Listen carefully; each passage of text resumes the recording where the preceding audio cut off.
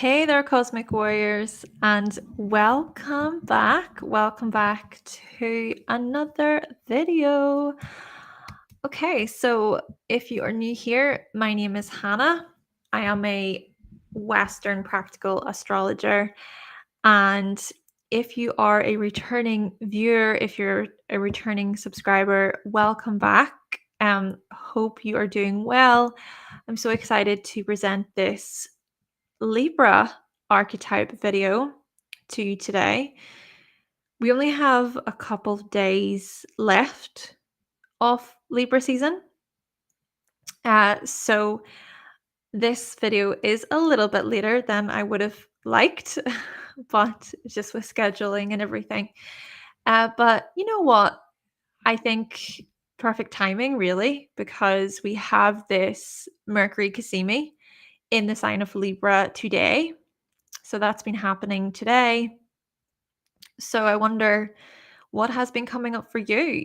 What revelations have come up? What have you been thinking about with respect to relating, cooperating, negotiating? What's come up for you?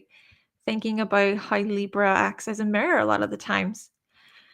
So yes, even with that, Pluto is making a square to this Mercury Kasimi, so profound insights perhaps for many of us.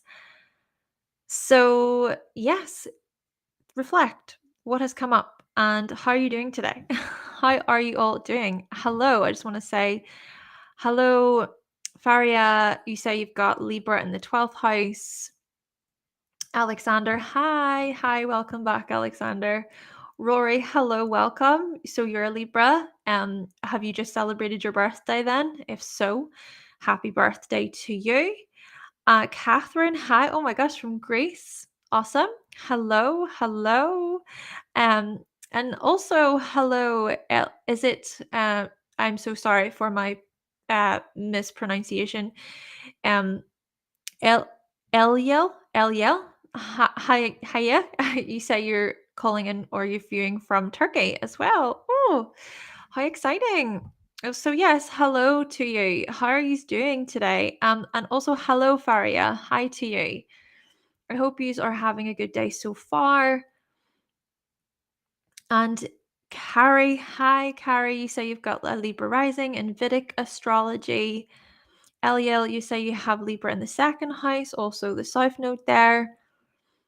And then Rory, yours was on the 1st of October. I hope you had a great birthday. And you are viewing from Missouri, in the United States. Is that the United States? Oh, okay, that's just your nickname, Elio. Alexander, you're asking me about my own transits. It's not really something that I'm going to explore today, but I am excited to get into this presentation. Hi, Chris. Hello to you. You're viewing from Munich. Oh my gosh. All these different places, different locations. How exciting. Everyone's calling in. And I even just want to show you my little mug. My partner bought this for me recently. It's a little ghosty mug and it has funky glasses and little devil horns. So I'm just I'm taking my time. I did this at the beginning of the previous live stream, just taking my time, and we will get into this presentation. I'm just drinking some tea at the minute. Go here, just getting the presentation ready for you. But yeah, we're going to be talking all about this archetype. Oh, it's 100 kilometers from Istanbul. Do you know, I have visited Istanbul and loved it. Loved it. I actually, I solo traveled to Istanbul, and I remember it sounds so silly, but how old was I? Maybe 23, possibly 23 or 24, something like that. And there's like that main bridge. Well, I suppose there's lots of bridges. To be honest, I can't remember the name of it. But you know how there's loads of like fishermen along the bridges? I really love that. But anyway, I remember it was quite dark and I was viewing the city for the first time at night. I remember listening to music. I think it was maybe like a really poppy Paramore song or something, and just skipping along the bridge. Just skipping along the bridge. I was so happy. I was like, I'm in Istanbul. This is the coolest thing ever. I was so, so happy. I loved traveling. And then I went to Cappadocia. Cappadocia was such an eye-opening experience. It's just so beautiful. Anyway, I'm getting very like I'm becoming indulged in my own mind in the past. Oh, and you said that my Jupiter is in Turkey in the astrocartography. Oh, was it the Jupiter line? You know what? I can't remember. Maybe you're right. I can't really remember all the lines that I have on my astrocartography chart. Yeah, perhaps it was Jupiter, or maybe even is there maybe recall Neptune or Venus through there as well. But yes, such good memories. And I'm so, so glad that, as well, you were saying, I said, Anna joining in, hello to you. And you said that I've taught you so much about yourself. And you know what? That's amazing to hear. And yeah, thank you so much for your feedback. Right. I'm going to take one final sip of this and then we're going to get into it. It's just nice to settle into a live stream, isn't it? To warm up and to speak with you. Right, so here we go, the Libra archetype. And yes, Alexander, I have. I believe I have, yes. Though Pluto line, actually, one of them goes through, I think it might be Iceland? Iceland? Mm. And what's in my mug, Thriller Kill, is just tea. Standard tea. Okay, so, right, what I'm going to do now is I'm going to turn my attention to this presentation and we're going to get into this. Let's explore the Libra archetype. So Libra season then is from around the 23rd of September until the 22nd, 23rd of October there. And I also just want to let you know that I do have some astrology products available. So if you're interested in any of those, you can find the links in the description box. I also have an Etsy there. And of course, I just want to make you aware of the Patreon. You can gain early access to new videos, daily forecasts, behind the scenes information, PDF guides, all that good stuff. And I just want to take the time to, thank you, say thank you to my patrons over at Patreon. I really appreciate all of your support. Thank you. Okay, so here we go. Libra. Let's firstly turn our attention toward the symbol of Libra. So, of course, the scales. Even if you look at that glyph, it's very much shaped like the scales, isn't it? The way it's shaped. So, my view on this is that Libra is that energy where we're continuously trying to weigh things. Okay, we're trying to weigh, for example, the pros versus the cons. You may walk into a shop and you see something that you really like and you're thinking, what's the pros to having this? Like, what's the pros to do with this product? What does it have? What's the value even of it? And then you go over to the other side and you're like, but what's the cons? Do I need this, or do I even have the resources and materials to use this or to buy this? So you kind of go through that process. Same thing when it comes to relationships. It's like pros within this relationship, cons within this relationship. What's working well, but then also what's not working so well. And this is something that I have personally been learning, or what's been coming up within my own life, is when it comes to relationships, if you notice that the cons outweigh the pros too much, and then that would be something to take note of, and to possibly to be very mindful of. Um, and even with the same token, if it is that perhaps we find ourselves focusing too much on like the bad or the negative or all the things that are not going wrong, and then we're not praising our partner, we're not looking at the good, or we're not considering what it is that our partner's doing right or what we're doing right, then yeah, that these things could very well happen where it becomes out of balance. And when we feel ourselves becoming out of balance, the whole thing with Libra is, how do you restore that balance? Right? How do you restore that balance? And that is not a black and white answer. It's actually very complicated a lot of the times, especially if it is that you have a lot of moving parts. I was talking about this actually on Instagram. This was around the solar eclipse in Libra. Of course, we're in the middle of eclipse season right now. We're going from eclipse to eclipse.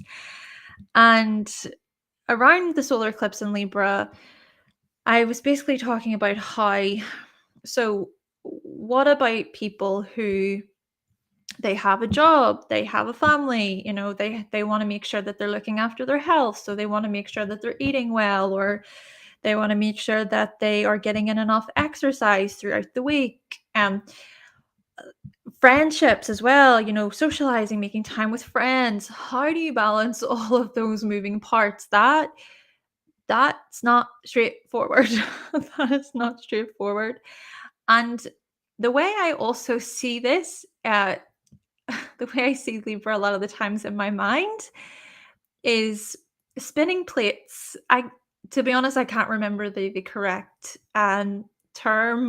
terminology for someone who does that. But have you ever seen performers who spin those plates with the sticks? I I often see Libra as that, because Libra can be like that I suppose, in a hypothetical sense, where they're trying to like balance everything in their life. But of course, do keep in mind that we all have Libra in our charts, right? We all have Libra somewhere in our charts, and so that is going to show us this tipping of the scales. When you tip toward one side and then the other side. Another thing I want to say with this is just my own personal view on this. And, feel free to discuss this in the comments and let me know, because at the end of the day, this is also a discussion. I don't claim to know everything. But I don't personally think that we ever truly experience 100% balance in our lives. I don't think that's even obtainable.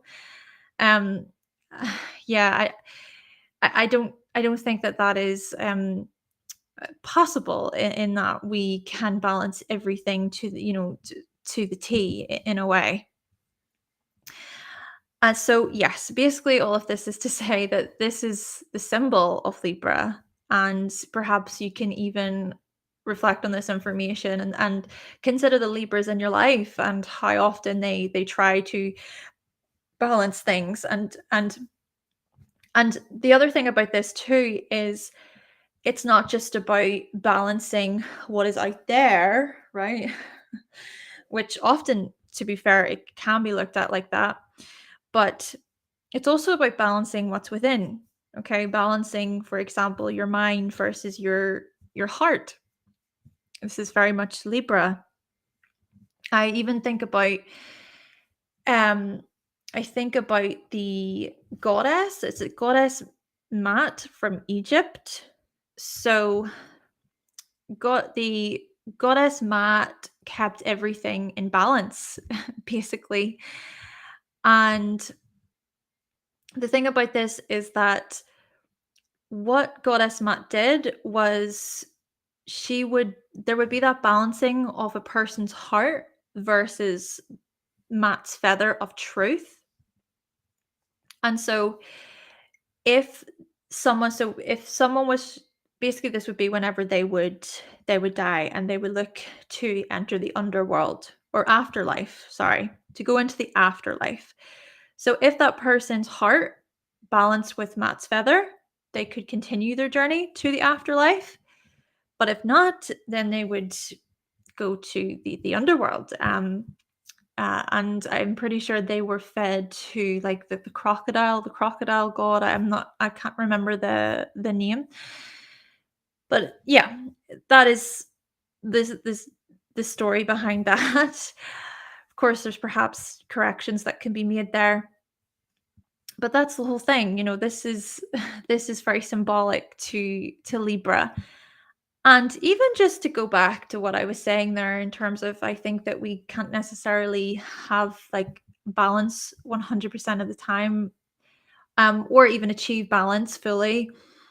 Perhaps it could also be suggested that like nature within itself is balance, and that nature somehow finds a way to balance things out. It's almost like in a universal sense that balance will be restored no matter how much we try to control it. Yeah, that's just something that I was pondering over. But as I say, let us know your own thoughts and opinions about this. And going back to what I was saying with the heart versus the mind, and I know that I'm saying a lot right now to do with this symbol, but perhaps there is a lot to say because it's actually a very complex sign. Libra is quite a complex sign. But going back to what I was talking about there to do with the head versus the heart, what I think often isn't like talked about enough is Libra also feels a lot. Libra can be an overthinker. Of course, it's an air sign. The archetype of Libra can be very much caught up in its own thoughts and ideas, and also the thoughts and ideas and opinions of other people, with being the sign of the other and relationships and socializing. But this is also a sign that feels quite deeply about things and is even tied to the heart, I would say. There's a heart-centered side to Libra, you know, and the whole thing where Libra is really, they want to make sure that their loved ones are cared for, that they're happy, that they're enjoying themselves. They can notice things about others, especially their friends and their family and people they enjoy the company of. They can notice little things. And I think that part of Libra that seeks to relate to other people just shows how much they do feel like there is a sense of like compassion and empathy there as well. But as I say, there's still the balance. So uh, I think what often can happen when it comes to this archetype is they can struggle with, what's coming from the heart or what's coming from my mind. And maybe that even leads into that kind of the indecision to do with this archetype as well. It's like, how do I really feel about this? How do I really feel about this person or this thing, this situation? And then that's even where feedback comes into it, getting feedback from other people, their own perspectives, what other people think. So then that feedback can be useful. But yeah, there's often this tug of war that can exist within Libra first between their mind versus their heart. And then the other thing, of course, is as they are balancing things outwardly, between themselves versus other people, they're trying to go back and forth. Whatever they perceive or experience outwardly can then influence their inner world, right? It's this whole thing, I think, that can often be talked about, which I'm paraphrasing here, where whenever you avoid conflict outwardly, what you do is you start conflict within yourself. So, as this sign doesn't really want to like disrupt the peace outwardly, or disagree outwardly, what can often happen is the inner world then of Libra is disrupted. And that disruption, that can, I suppose, it can outweigh what it is that they're agreeing with outwardly, but that thing that they're agreeing with outwardly isn't really what they truly feel nor think. And so yeah, things become out of balance again. So yeah, we'll perhaps talk more about this to do with the planetary dignities to do with Libra.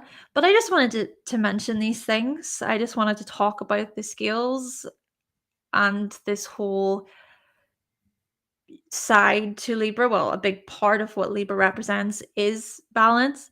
Though, just the last thing that I want to mention with this is to do with Lady Justice. Even consider here how Libra, it's not a human, it's not an animal like the other signs. It's an object, right?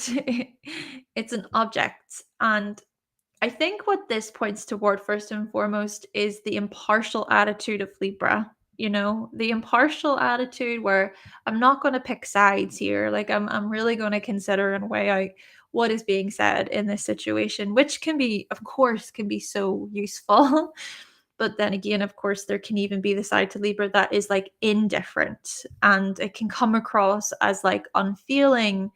It can come across as if Libra, isn't being genuine. Yeah, and I think that the whole thing of yeah, the detachment, I suppose you could say, with Libra, that can happen at times.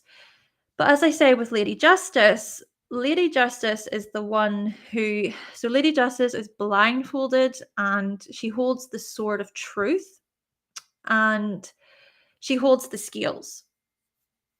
And this, like, symbol, if you will, is shown in the courts, right? We think about the court of law.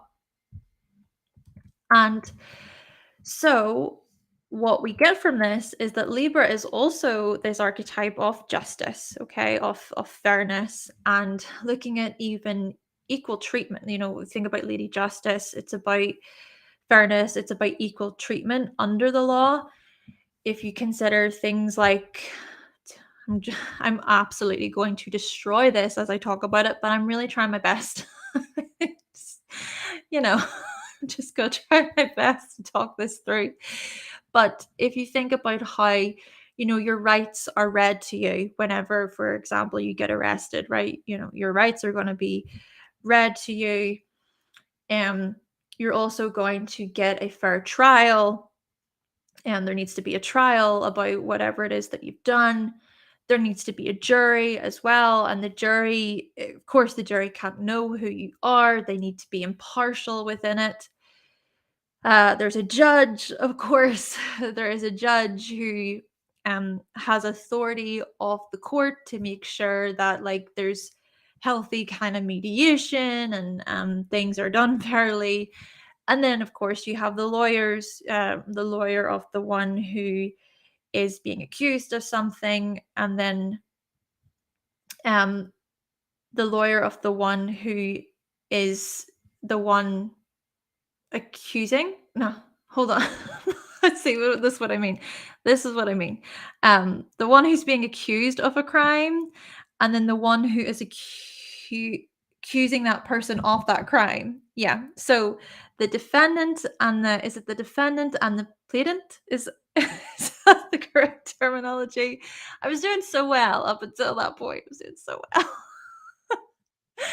But this is to just set that scene, right? It's to set that scene in your minds of how much Libra is the sign of law and legal matters and justice. Even the archetype of Libra itself rules the lower courts in astrology.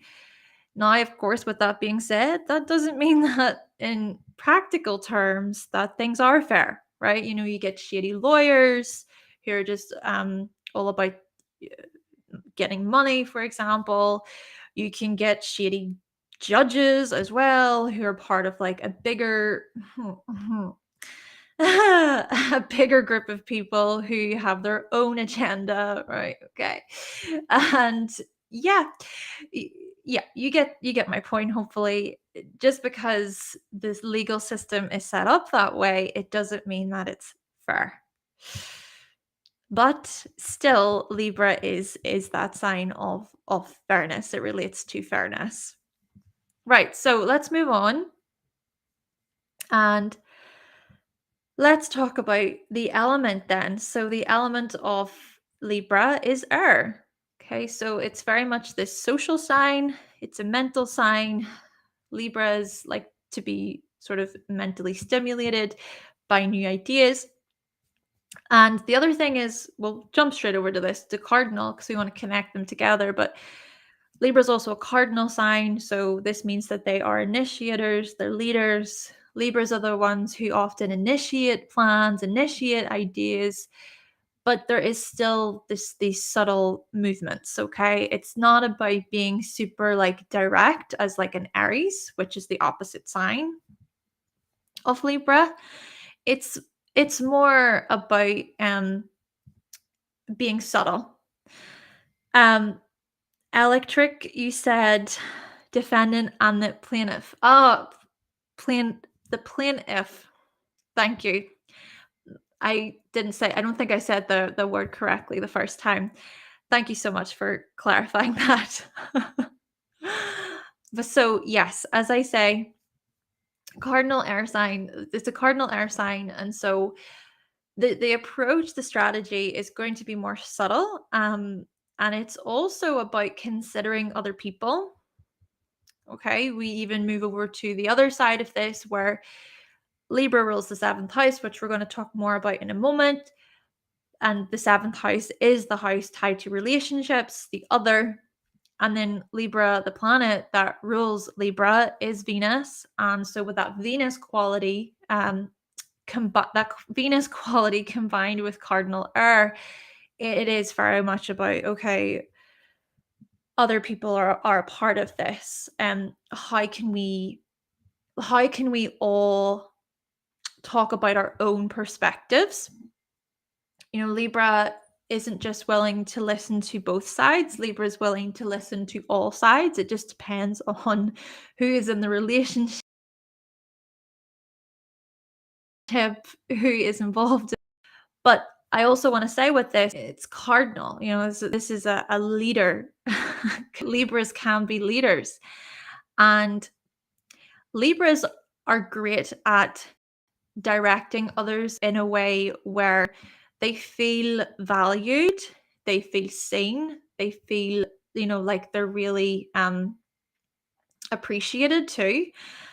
And there's always like this relatability to this sign, in that trying to find a way to relate. It could be something so small, but when there is that relatability, then that means that you can find something to kind of go off, right? I mean, when we think about this even in a really like logical, practical sense, if you can imagine, you meet someone new, right, for the first time, and you walk away from that experience and you're thinking, oh, we just don't have anything in common. You're just thinking, no, I can't relate to them. We don't like the same things. Even our personalities are very different. We really clashed. You come away thinking, oh, I couldn't really relate. There was nothing in common there. But you see, Libra Libra enters this scenario with the equation and finds something. There's something. Not all the time, of course. Of course, it depends on the situation. Libras can still sense when perhaps they just can't connect. Because the thing about this, of course, is the other person has to put in some type of effort as well. And Libra understands this. It's not just a one sided thing, it needs to be two sides. There needs to be there needs to be something to work with from both sides. So, if Libra is trying to attempt to find that like relatable area, that common ground, and then the other person is just like, no, no, don't care. Libra's just going to be like, oh, well, I tried. I'm moving on with my life. um, of course, I also see this as when Libra is a bit more evolved, perhaps when they're younger. Um, Things are a little bit more complex than that, where it's like, why don't they like me? Why are they not interested in me? And what did I do? And Libra can be like that perhaps when they're more immature or insecure. They haven't really fully come into their own yet. So there is that side to Libra, but the whole point of this is to explain that yeah, Libra is that sign that will try their very best, its very best, to find that common ground. And they're just such amazing like leaders when it comes to relationships as well. So what I further want to say then is, like I said, Libra is ruled by Venus. So this is the air side of Venus. So we have the earth side of Venus, and then we have the air side of Venus. The earth side of Venus, of course, is Taurus. So we were thinking more like sensuality, touch, okay? You're thinking more about nature, earth there with Venus. Of course, the Taurus Venus side of it can also look at like music and art and perhaps even like making things from scratch, cooking or gardening. I imagine the earth side of Venus making pottery, right? Making cups from scratch, or plates from scratch from the clay. But the earth side of Venus, I would say there is more of that desire to want to relate to other people. Okay, it's more so about people, human interaction, human relationships, being able to catch up with your friends. And at the same time, there's still the creative edge that Libra has. Thinking about good music, setting the scene or setting a tone within the atmosphere, making sure people are enjoying themselves. And also, I would say that Libras can be just as like interested in shopping and spending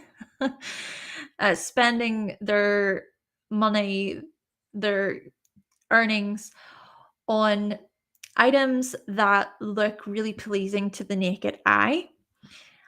And also, I would say that Libra can be quite artistic and can be quite good at like singing. They can have even a really nice voice. I even see, of course, with the earth side of Venus and then also the air side, Taurus and Libra, they can have these soothing, pleasing voices.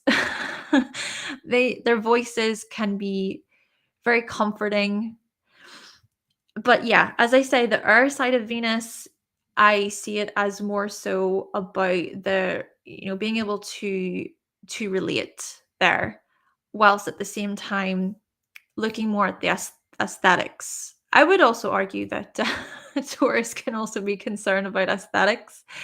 Um, but yeah, I guess they go about it in different ways, or the thought process behind the aesthetic is different.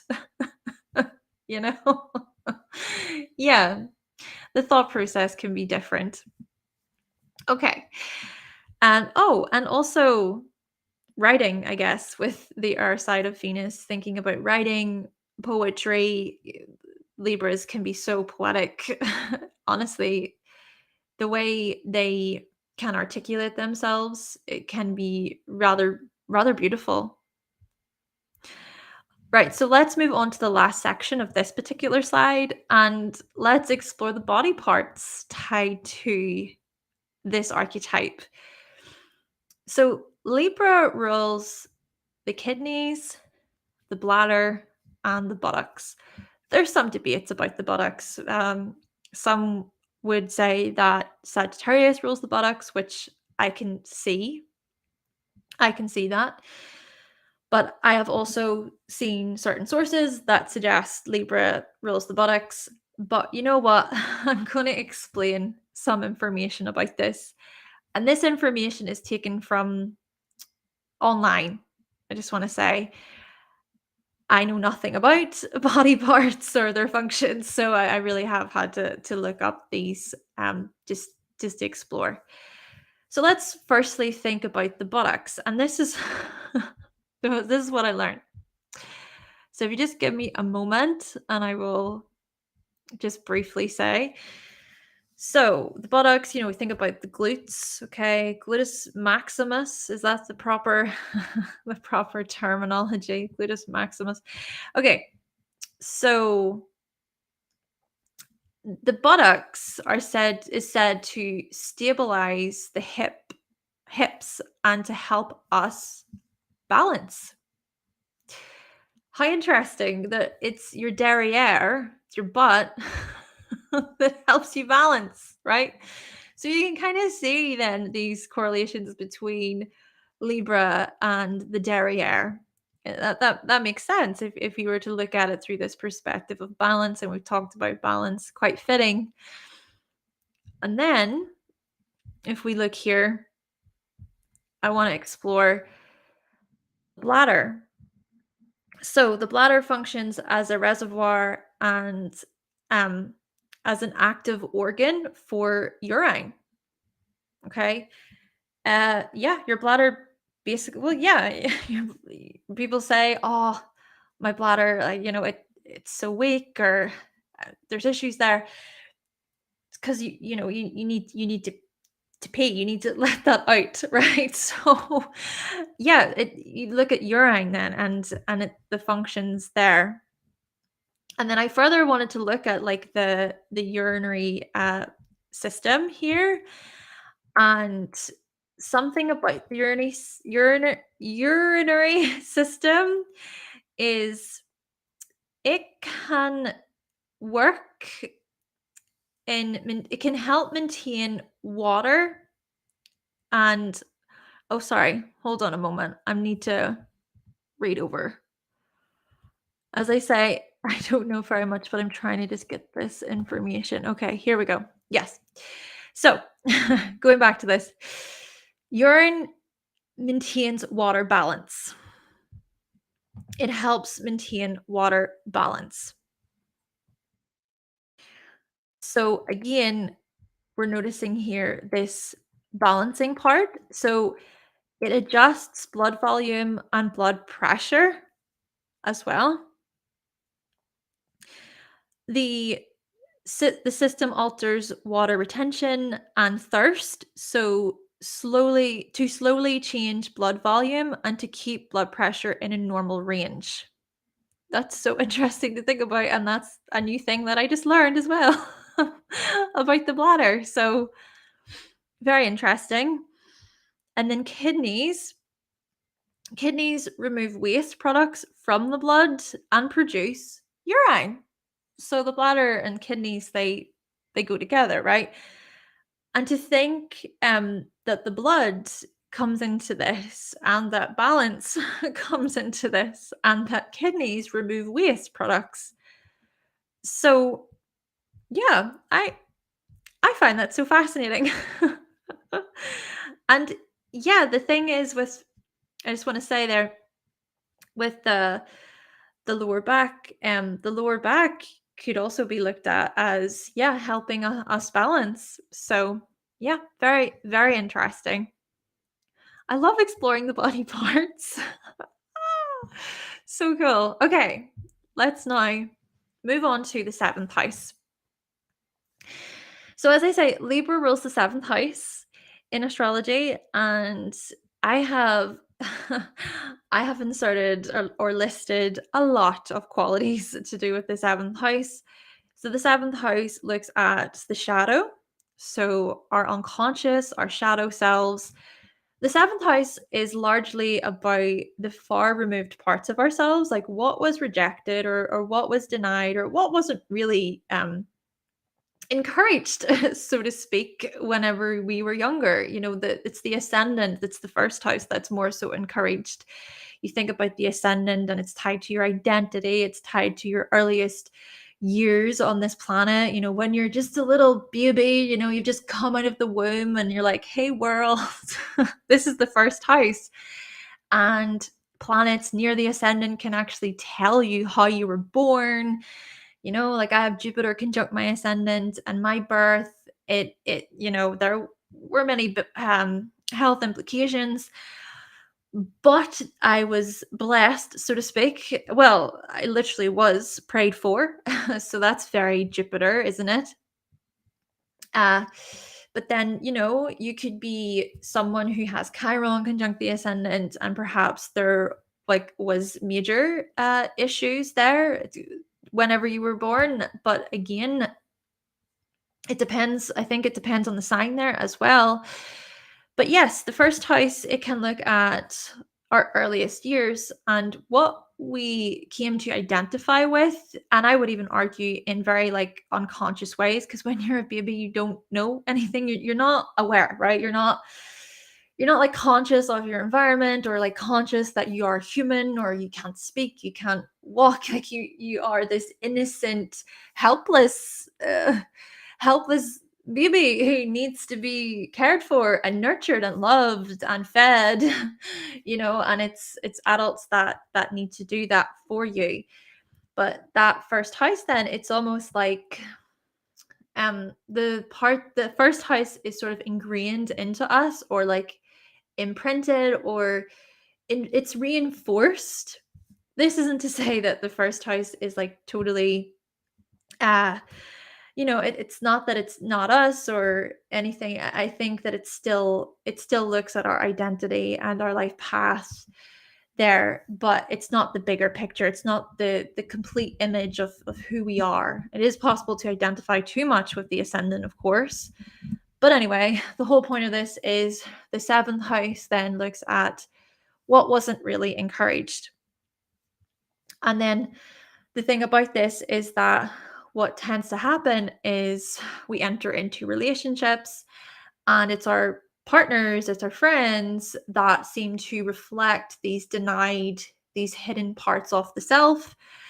And we could potentially turn around and point the finger back at them and say, no, you're this, you're this. But perhaps there is a level here of having to take back what is ours, what belongs to us, to see that we too possess such qualities.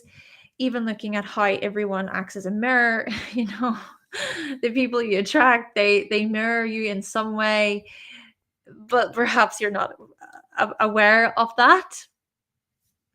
Now, with that being said, it doesn't mean that everything that is mirrored back to us is us. It's still good to differentiate the difference between okay, that's your stuff over there, right? That is you, and this is me.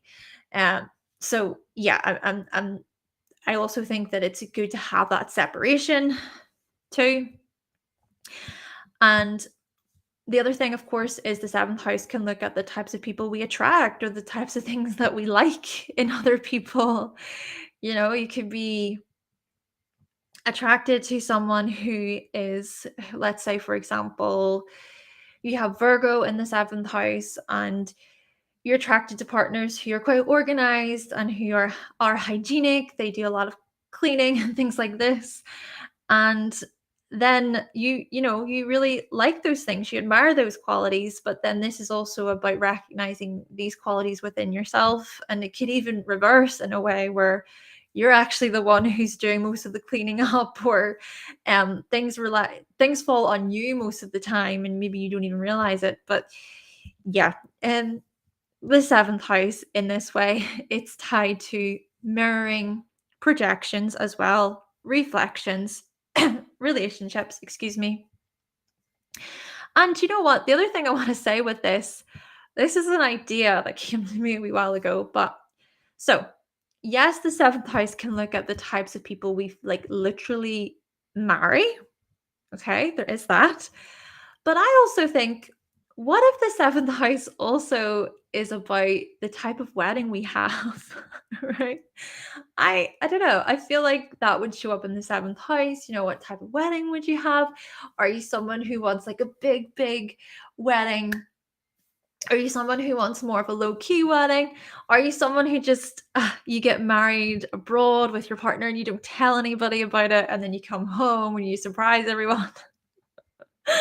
I think this could be a seventh house matter. So yes, this is part of the seventh house. We look here at marriage and weddings and relationships, long-term committed relationships, you know, where it is like about either marriage or you've committed to someone and you know you're faithful to them. But it can also look at just partnerships and relationships in general, right? We think about business partnerships, for example, the types of people that we enter into business with, um, the types of business deals that are made, any contracts that are signed, even thinking about like close friends that you have. How are you on a one-to-one level with people? Do you find that you perform better more on a one-on-one level? Or do you find that you prefer it when maybe there's more than just you and somebody else? So yeah, it looks at relationships in an overall sense, and also cooperate. You know, how well do you cooperate with others? Are you an agreeable person or a disagreeable person? And then this is where the balance comes in, where you're like, do I agree too much with other people, or do I disagree too much with other people? Because either side of that can come with issues. That can come with issues. So yeah, the thing is yes, the seventh house can look at cooperation and unity, right? Coming together, joining as a team. But at the same time, you know, it can look at open enemies. It can look at the disagreeing, you know, confrontations, competition as well, you know, where it's like you see other people as your competitor, right? So it's both, right? It's both sides to this, which I think they're valuable to explore within your relationships. And then it kind of goes back to the whole thing of exploring yourself and your own unconscious and what you bring to the party and what other people bring to the party. And then the other thing is the seventh house can look at how relationships start, but also how do they end. Really, like I was saying, it can look at weddings. That's just my kind of opinion on that. Weddings and the type of wedding you might have, but it can also look at divorce, right? Even what kind of divorce will you have? Oh, you know, it's like, are you going to go through a divorce where it's like the two of you are mature about it, and you go, right, walking away from this is the amount of money that's to be paid. We've agreed on the custody of, you know, our children, if you have any children together, and it's, you know, it's quite peaceful. It's settled in that way. Or is it that you go through a divorce where, oh my goodness, the other person is like fighting with you over the custody of the children, or they're demanding, like, I need this much money and I'm owning this. And yeah, it just, that can be really messy, really messy. And that happens a lot, a lot. So anyway, all of this is to say that this is very much a seventh house situation. And then also clients and customers. Okay, what types of clients do you work with? What types of customers do you work with? What's your customer service like? What do you like when it comes to handling those types of relationships? Relationships where there is an exchange. Okay, there is perhaps some type of payment there. Okay, so I'm gonna read through the chat for now. Hi Pernell, how are you? I'm so excited for our live stream on Sunday. I just want to even say, everyone, that Pernell, me, and Joe from Solar Systems, we're all going to be doing a live chat on Sunday at it's 4 p.m. BST.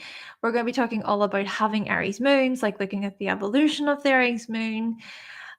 Some role plays also going to be in there because we all have different like dispositors of the moon. So yes, that's going to be so exciting. We're going to look at strengths and weaknesses. It's going to be so good. So yeah, definitely tune in on Sunday. And if I see how we marry certain food we can find attractive. Yeah, oh, ideals of people as well. I like that.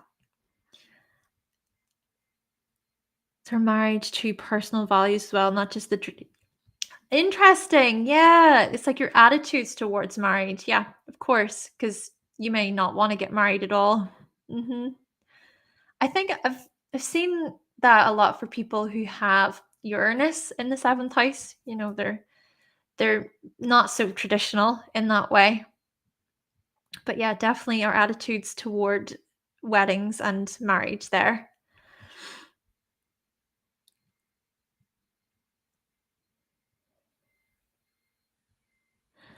Um,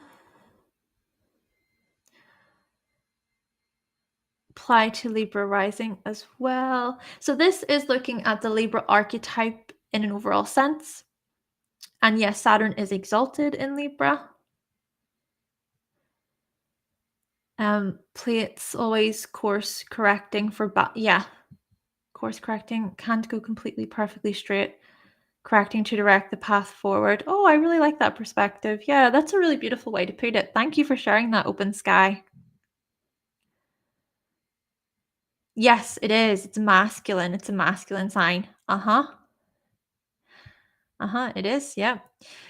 You know, I kind of think of Libra as Libra. There's times, sure, when Libra can be indecisive, doesn't know what don't know what they want. But there's also times when they very, very much do know what they want, and they're going to insist on having things go that way. Yeah, it's just how they go about it. Can be somewhat more subtle or not so obvious. But then the thing as well with that is with the tipping of the scales, there can be like this breaking point, or there can be this point of, right, okay, I really need to put my foot down here in order to restore this balance to the other side, or to try to do something to adjust this situation. So yeah, there can be that part of Libra that just goes, right, no, I need to take control of this situation. So yeah, I agree with you, Thompson. I do. Thank you for sharing that. It's good, it's good to read through your information, your comments, because I mean, I do not know everything. I'm not going to be able to talk about everything. So, even though it says everything you need to know in the title. uh, uh, let's see. You say you have a Libra stellium, Marie.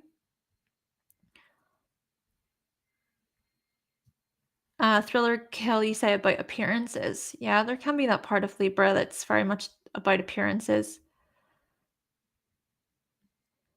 Synchronicity. You were just typing and listening about clay. Oh, you're a potter. Oh my gosh, a potter. Well, that's so cool.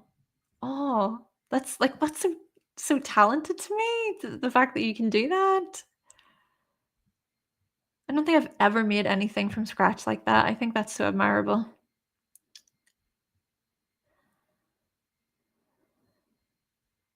Okay.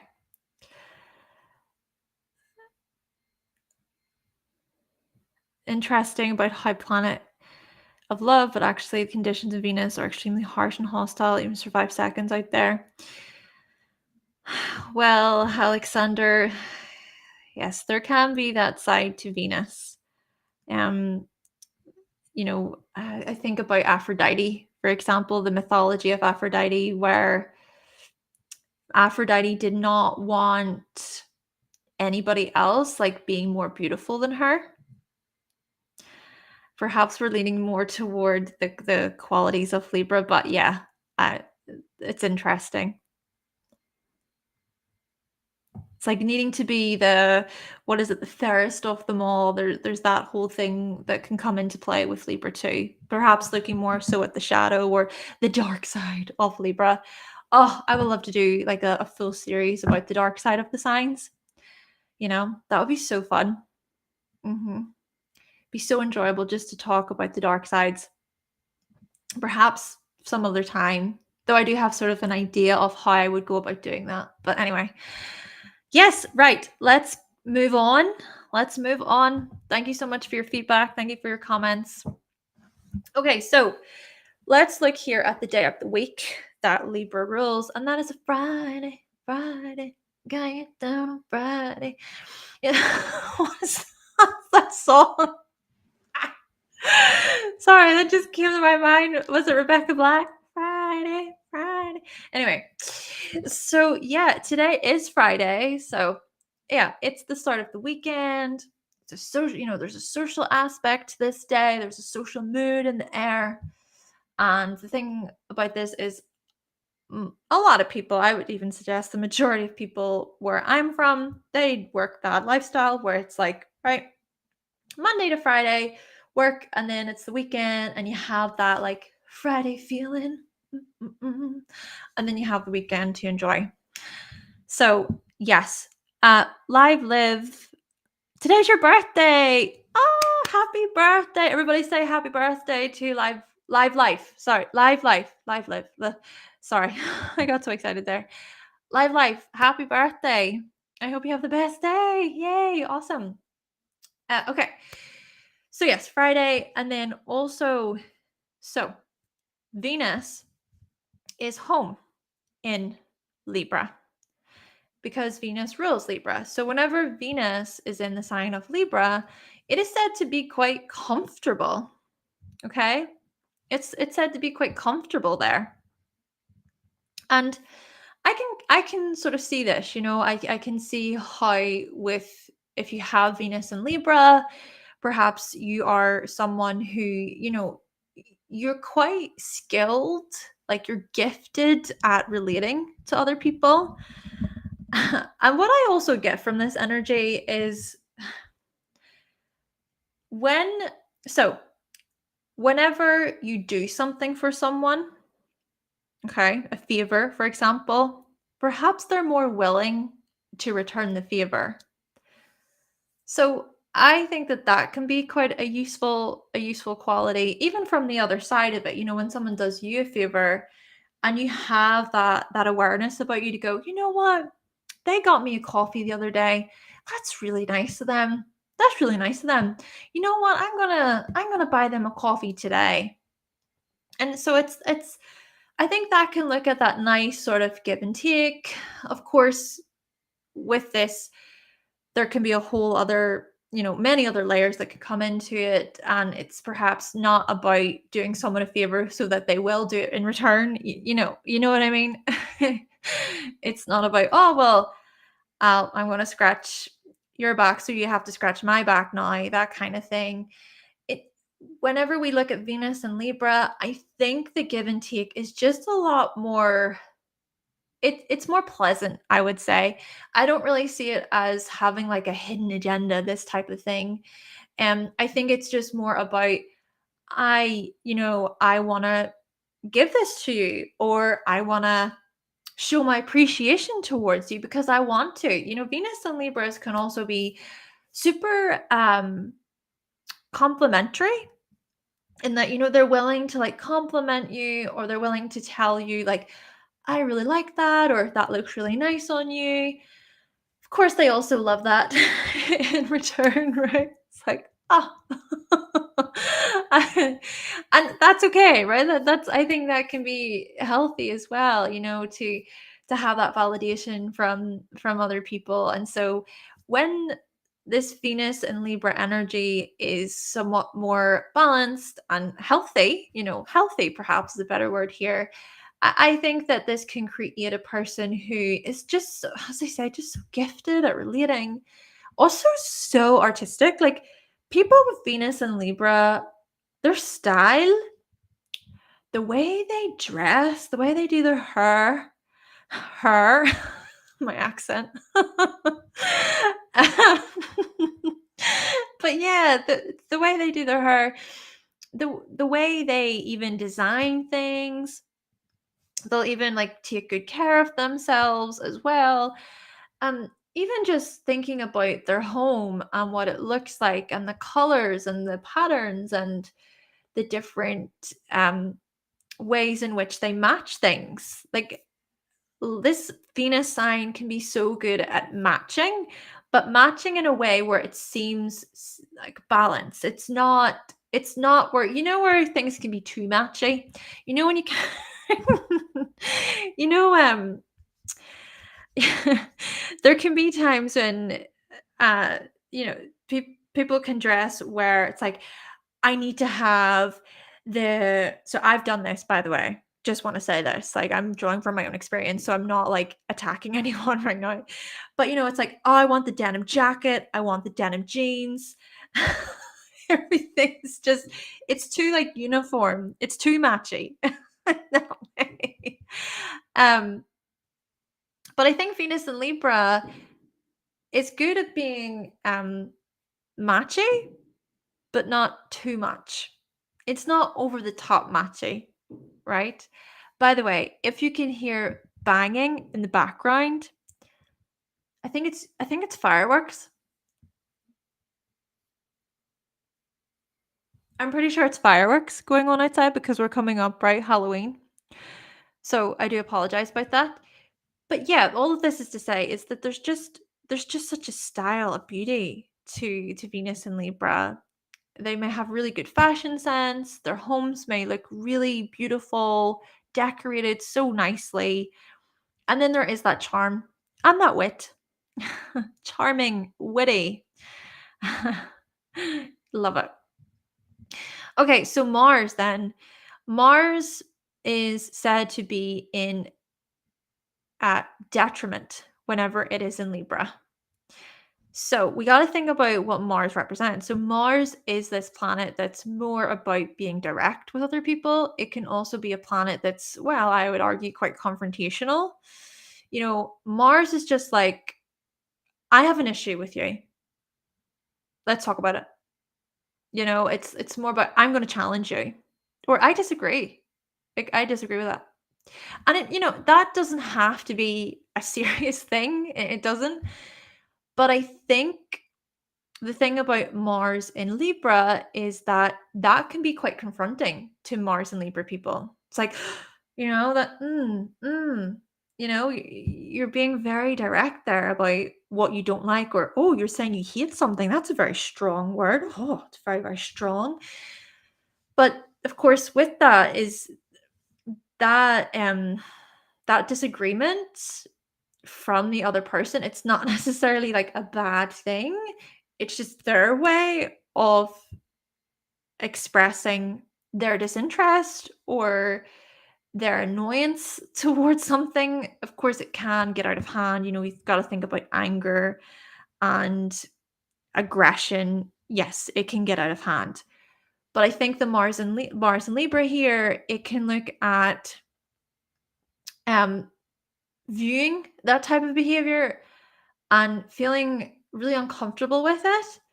And then also when it comes to Mars and Libra, I think people with this placement, they're going to try their very best, like not to rock the boat or not to upset other people or not to offend other people. Again, this can have its benefits, its good qualities in this way, but it can also be where it's too much.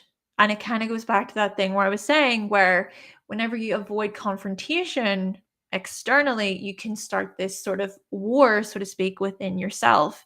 And this can often happen with Mars and Libra types, where the tension just builds and builds, and then it gets to a point where they explode, and it seems irrational. it seems like, where the hell did that come from? But the Mars in Libra individual was storing a lot of that. And then there's also the part of it where Mars and Libra individuals can be passive aggressive. So, because they haven't communicated their needs, because they haven't communicated what they want, for example, then there can be this passive aggressiveness. Um, it's like, oh, yeah, you would say that, wouldn't you? Or, yeah, you would think that, wouldn't you? And those little remarks and those little digs may go unlooked. They may not be necessarily picked up from other people, but the Mars and Libra person knows for themselves. So, like I said, that can build tension. And the thing is that tension, of course, can be stirred within the person who has Mars and Libra, but that tension also is stirred or shows up within the relationship. This is the thing, it's like, um, in a weird way, people can sense whenever you're being funny with them. So, well, not everybody, not everybody. Some people may be more concerned about themselves or in their own world, and may not pick up on subtleties and stuff like that. But there can be people who pick up on that, and it's like, and even if the Mars and Libra thinks, I'm not giving anything away here, perhaps there are certain people that can sense that. And then the other thing about this is, even though people with Mars and Libra are frustrated, and times when they are frustrated and they're feeling that way within, and they're keeping it back,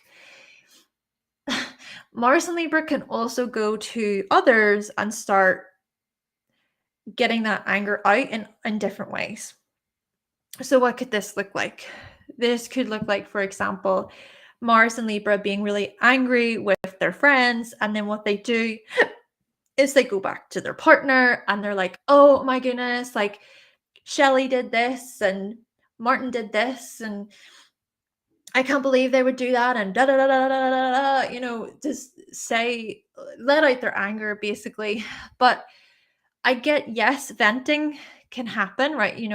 I think often in life it can be even healthy to like vent and to get our emotions in that way, get our emotions out in that way. But they need to be careful in that, because there's no solution then happening. There's no conflict resolution happening with the people directly that is involved in this issue. And so without that conflict resolution, then nothing's going to be done. There's not going to be like that resolution to maybe bring people closer together or to understand where each other are coming from. So there is that. The other thing I was trying to think of there to do with Mars and Libra, if I just go back a moment. I lost that train of thought there that I was trying to remember, but it's okay. Perhaps it will come back to me. So yeah, even think about conflict resolution again. That conflict resolution, that can be so basically when it comes to conflict resolution, that can be one of Libra's superpowers. We look at Venus and Libra again. As I say, Venus is home in Libra. Venus and Libra can be great at that conflict resolution. In that you're able to like come together and go, oh, I see where you're coming from and what do you think? And you have that like that back and forth, that sense of understanding. But Mars and Libra, yes, there is that part of it that can come in, but that can actually take a while to get there, especially because the Mars side of it says, no, no, no, no, no, like I'm hurt and this is about me, and I need to defend myself. And this, yeah, it's more about the self, right? Mars energy looks at how we defend ourselves in this respect. And yes, I remember what it was a moment ago. The other thing with this is Mars and Libra can also just go completely like dead silent. Like, I mean, radio silence. I mean, I'm never talking to you again. I mean, like cutting people out of their lives, just like done. And and okay, I want to try and be balanced about this. yes, perhaps there are moments in life where this is required. Think about ABUS, IVE relationships. Okay, yes. Toxic sort of dynamics, this type of stuff. People who are just like obviously terrible and mean and cruel and vicious and these types of things. Yes, it's like, no, do not need to contact them anymore. Bye. But if it's something that's more about, a genuine friend or relationship, that can be an issue there. So I think the Mars and Libra individual, when it comes to being mature and growing up with this energy, it's about finding a way to be direct about anger, about annoyance, and not letting it like stay within where it lingers, right? And it builds up and it builds up, and then there is the explosion. But what I will like to say about this one is Mars and Libra can actually be very good at getting other people to do things for them. To do things for them and working as a team as well. Venus in Libra and Mars in Libra can be so good at working within a team, working together. Okay. I just want to even look here because live life, you say you have Mars in Libra. So of course you have this placement. So you have information to share here. You want to work on that. When you're done, you're done. Okay. But you have matured and learned that some relationships desire a hard conversation instead of being silently released. There we go. Interesting. The hard conversation.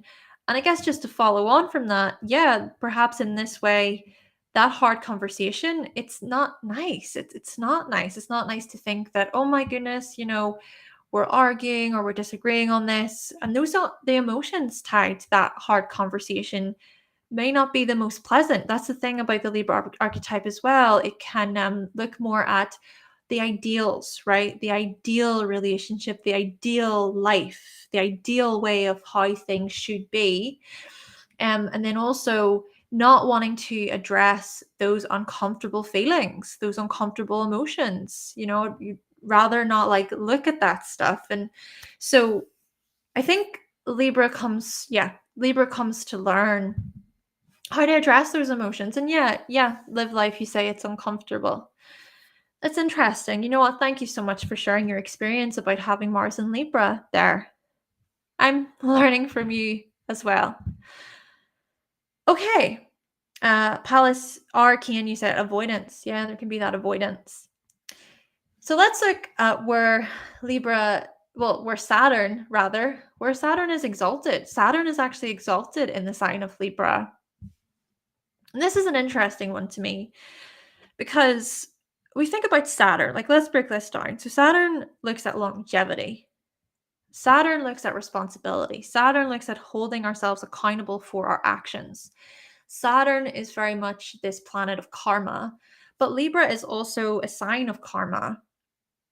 Both of them are highly karmic in this way. So I think with Saturn being in Libra, I think this gives people with this placement the ability to really see within the relationships, what am I accountable for? What's my role in this? But also what is the other person accountable for? What's their responsibility? And I think also there's something here about being able to be mature about it. Of course, when it comes to Saturn, that maturity, it's more so coming up. It more so comes up later on in life. So, whenever people with this placement are young and they're teenagers, they're most likely still going to make mistakes and there's going to be things that they need to learn, all part of the growth process, the maturity process. But there is still that maturity that comes from partnerships.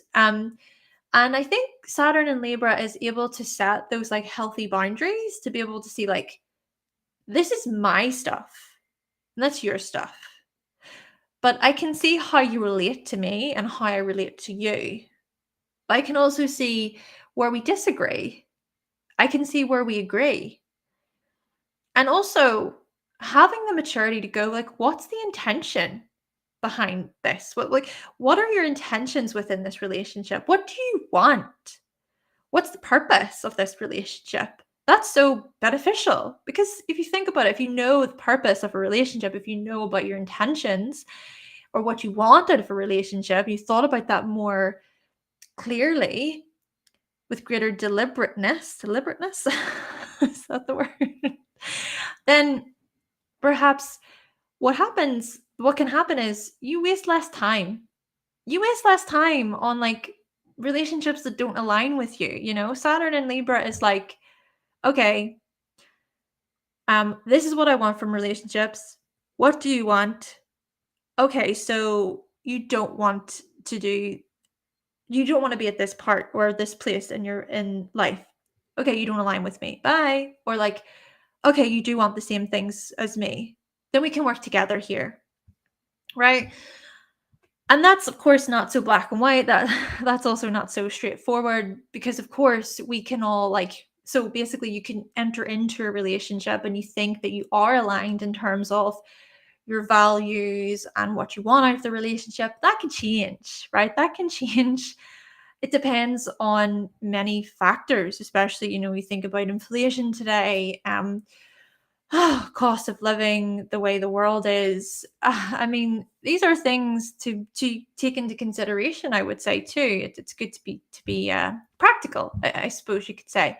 But the point I'm trying to make is that your priorities and what you want out of a relationship is going to change. You know, the type of partner that you may have been attracted to whenever you were 12 or 20, perhaps, you know, that those types of partners are very different to how you or to the types of people you're attracted to in your 30s.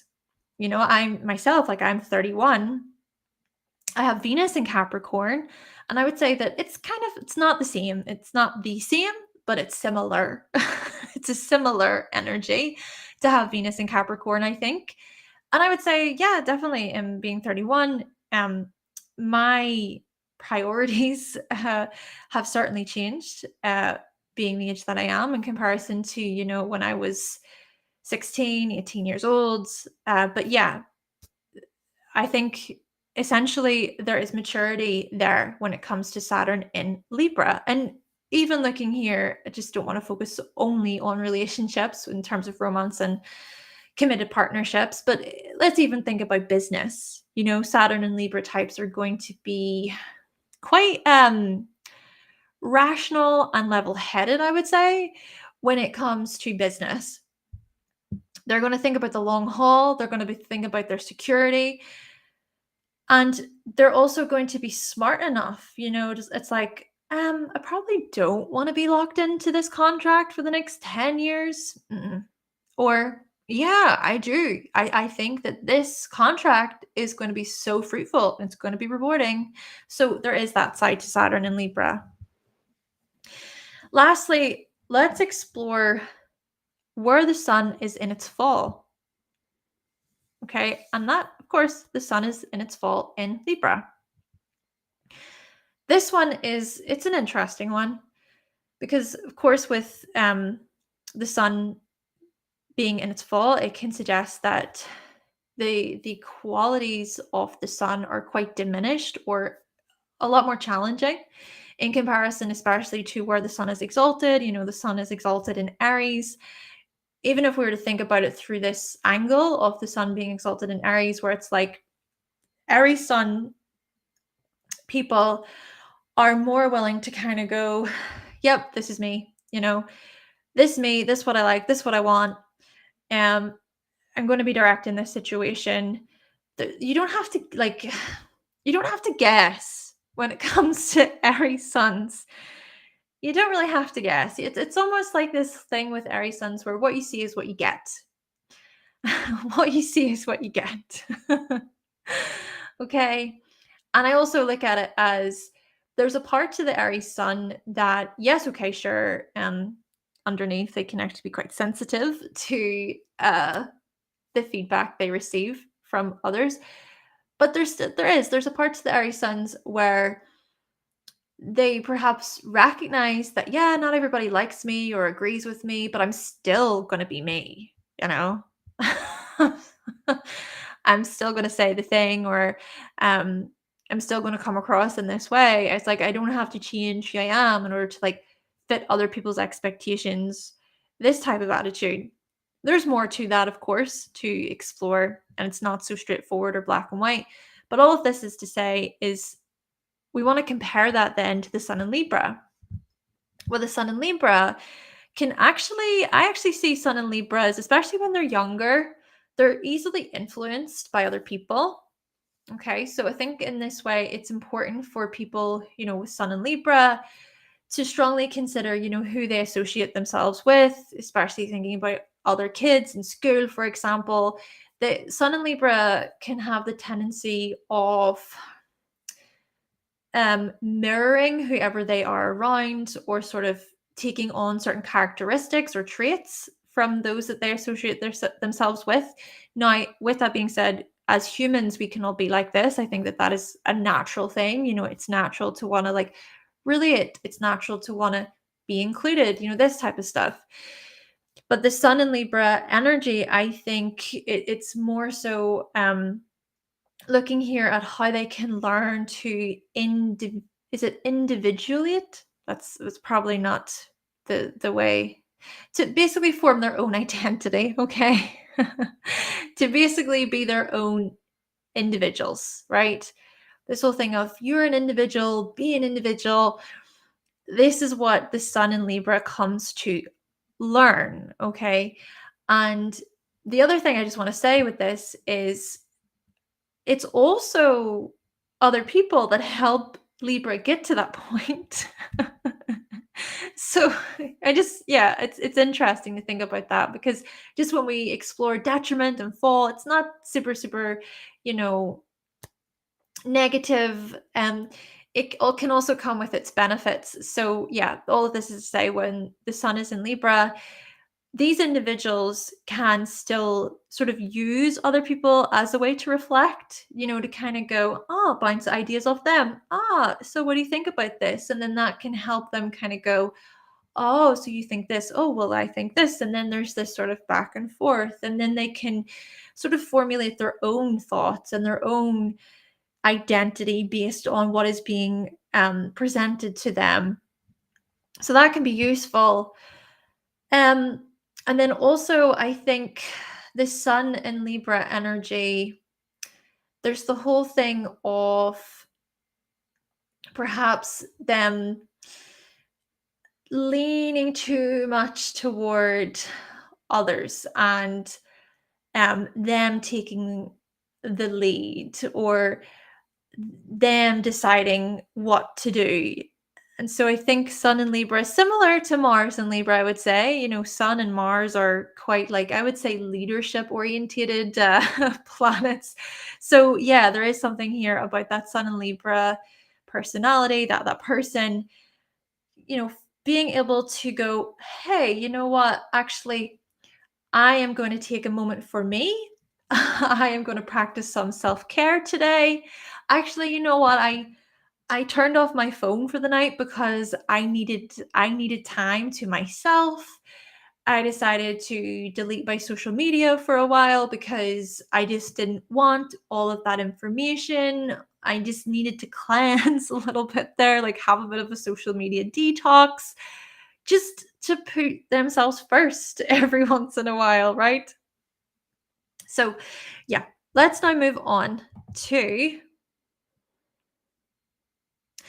the 3 decans of Libra. So, each sign is 30 degrees, and then they're split into 3 element triplicities. So, we're looking at modern astrology here. From 0 to 10 degrees here, we have the Libra section, or decan, should I say.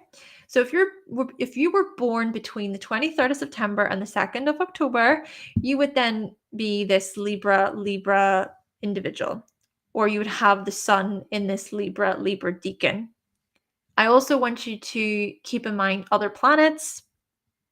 Of course, you got to get rid of the dates in this way for other planets, but if, for example, you have Moon in Libra, 5 degrees.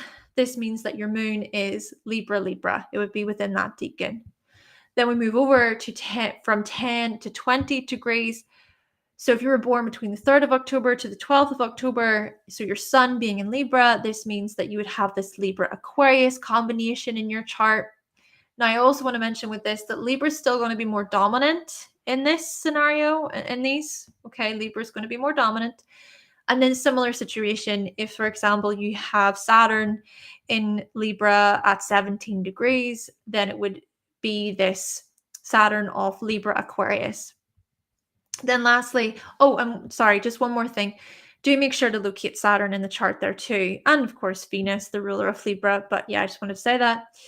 And then lastly, we have the third decan, which is the Libra Gemini decan. So from 20 to 30 degrees. So if you were born from the 13th of October until the 22nd/23rd, it depends there, of October, then your sun would be in this Libra Gemini decan. And then similar situation here. Let's say, for example, you have Jupiter at 28 degrees in your chart, then it would have that Libra Gemini combination there as well. And then, of course, Mercury rules Gemini too.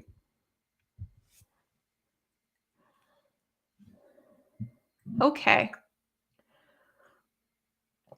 So I hope you are enjoying this live stream today. I really enjoy doing these live streams to do with the archetypes. So interesting. And yes, it does. It applies to the rising sign as well. Is it Jimmy or Jimmy? Is it Jimmy how you pronounce your name? But yeah, it would also apply to the rising sign. Okay, so what does this sign, this archetype, teach us?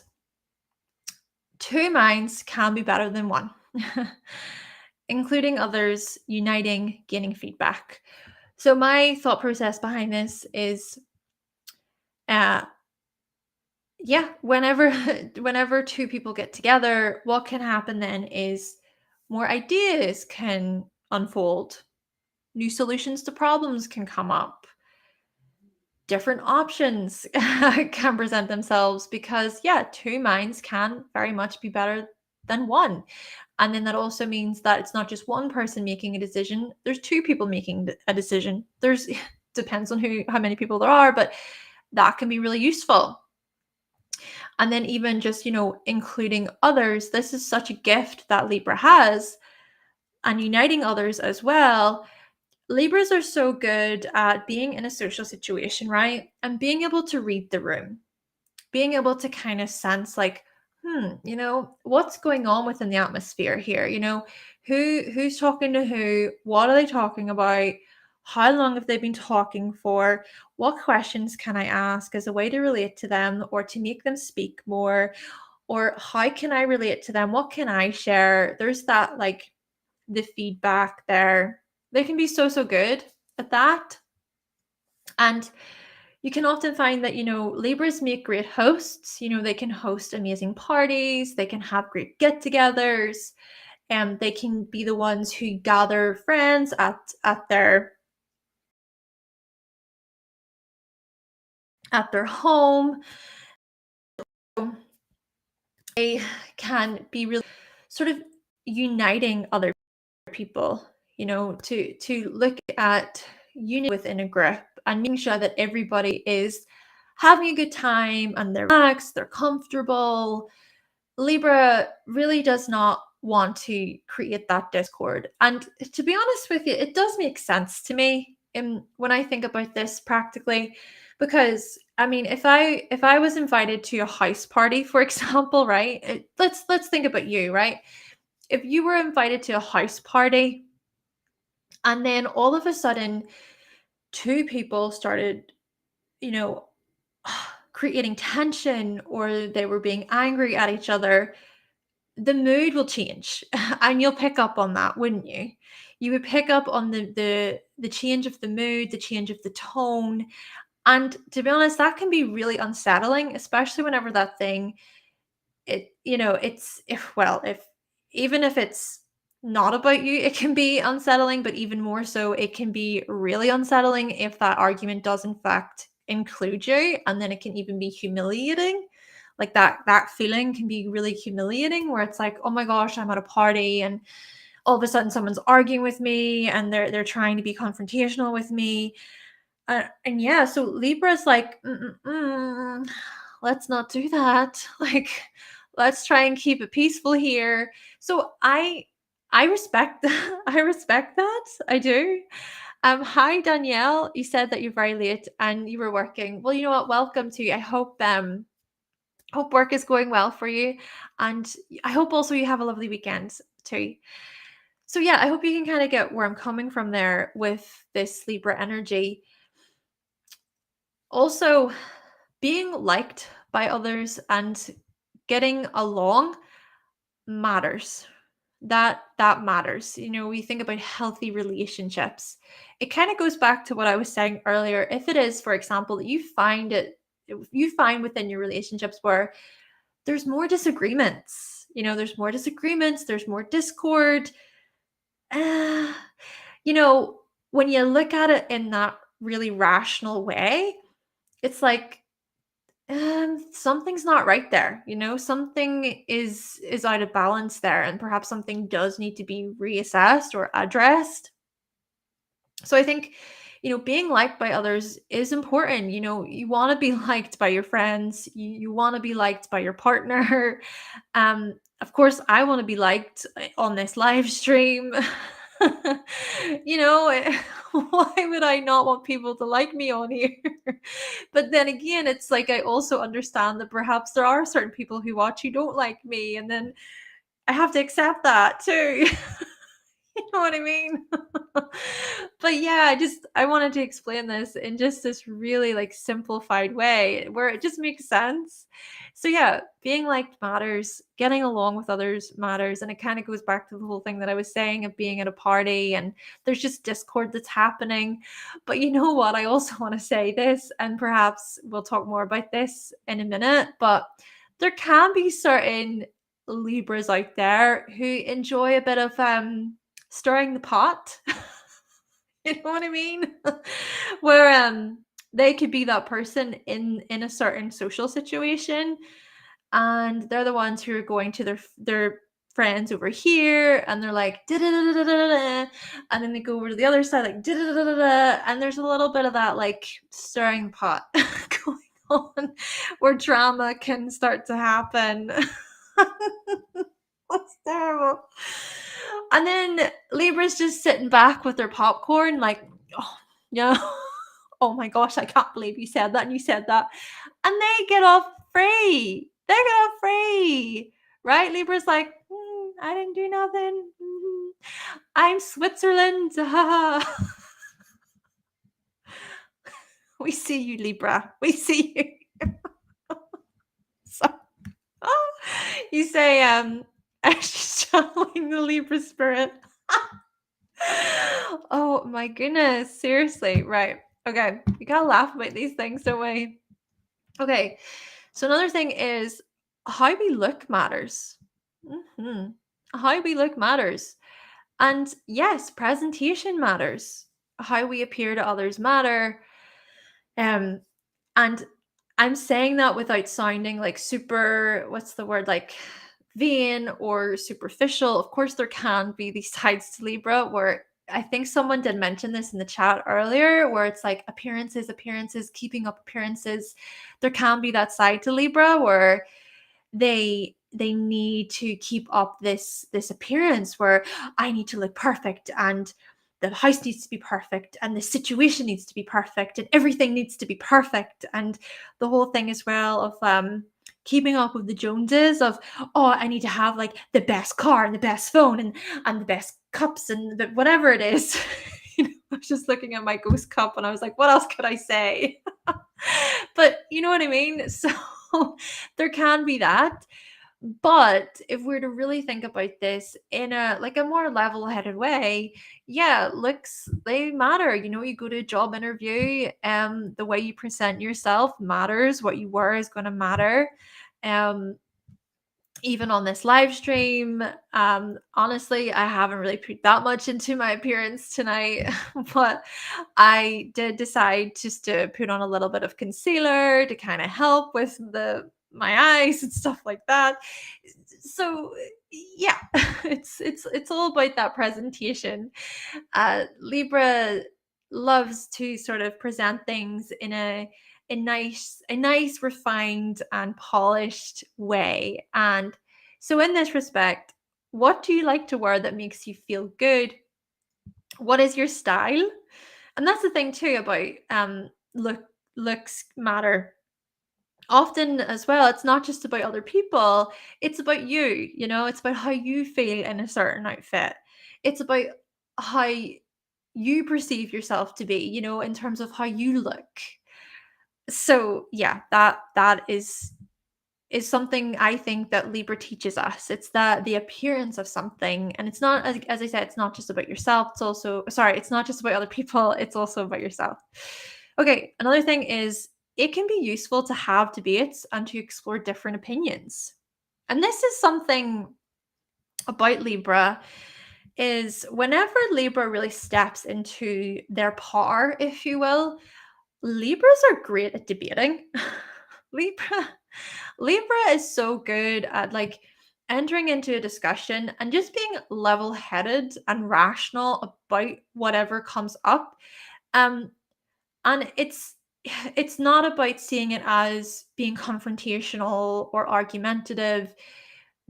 There can be this part of Libra, especially an evolved Libra, or even, well, a better word for this would be like a mature Libra. They can mature where they're able to step into a conversation, even if there is disagreement happening, and still get their point across. And it sounds sound like it sounds clear. And then there's also that ability of them to explore those different opinions and to even, I would suggest, challenge those opinions too. So there is that. Also, Libra teaches us to weigh out the pros versus the cons before we make a decision. Okay, to weigh out the pros and cons, and that can be quite useful. Now, I suppose the other thing with this is, well, this perhaps even just drawing from my own personal experience, I find the weighing the pros versus the cons, it could be helpful at times, but it can also be not so helpful, not so useful. Because then when I see it in front of me, it makes me think about it more. And then I'm still reflecting on it more. So yeah, I think there can be the benefits in the pros versus the cons. But as I say, I can find that approach to be quite unhelpful. But still, this is something Libra teaches us. And also, nobody is all good or all bad. It can be useful to explore the other side of the coin. When you think about how polarizing society is, it's like the left versus the right. It's very polarizing. Or even, I hate this, I hate it, I hate it, I hate it, or like I love this. It's so sort of extremes. And we even see this through the next sign, Scorpio. Scorpio can live on those extremes. We'll talk more about that in the Scorpio archetype video. But Libra, I think, is quite good at looking at the gray. It's quite good at kind of looking at that spectrum, or looking at the in-between areas, and assessing, okay, I can see this, but I can also see that. Oh, this is how it's going for now. Oh, well, perhaps it can go this way the next time. That's something I try my best to do, even when it comes to on here. And even with readings and things, it's like I can look at a particular placement in a certain light, but then I also try to think, well, what about the other way? And do you know what? This is so interesting now that I think about this. It was a Libra who helped me come to this uh lesson in my life, and this lesson that I have integrated into my work. It was a Libra Sun Moon colleague of mine from years ago. Yeah. Um, she was so insightful in this way. She was the one who reminded me that when it comes even to anything in life, you know, listen to the information that's being presented from one angle, but then also look at it from an opposite angle. So I'll give you an example. What's actually been coming up in my mind, and perhaps this is a video I will make one day. Let me know if you want me to make this video, actually. I would like to make a video titled All the Reasons Why Astrology is Untrue. And it sounds kind of silly, doesn't it? Because I'm an astrologer. But that's the thing. I think that it's so important to look at a subject and to see, okay, so these are all the reasons for why this is so, and why people are behind it and they're advocating for it. But I think in this way, my colleague helped remind me that, do you know what? Before you just go all in on that, also consider, well, why is it that people disagree with it? You know, why is it, for example, that people think that astrology is a load of like woo woo, and why is it that it's seen as like a pseudoscience? And it's not just seen as a pseudoscience, like technically speaking, it is. Factually, it is. Of course, there's more to that, but that's the thing. I think it would be really useful.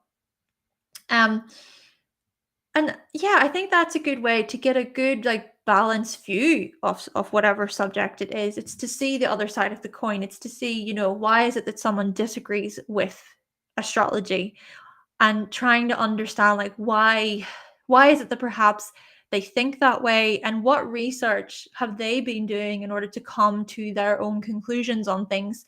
Now, with that being said, I'm doing the Libra thing. This is what I'm about to do right now by doing the Libra thing. At the same time, I I do wonder, would someone on that side of the fence, so to speak, be able to look at it in that way? Would they be able to come onto my side of the fence and then do all the research that I've done, or to even just look at it, not to do it all, but just to look at my research or my thought process? Could they come onto my side of the fence and see, does perhaps Hannah have a point? Maybe why does Hannah, talk about astrology? Why? I think that would be really interesting. And this is the whole thing. This is the whole point I'm trying to get to is, this is Libra. This is the Libra archetype. Okay. This is the Libra archetype. It's having open dialogue, which is so necessary, but it's crazy how much we don't want to have open dialogue today.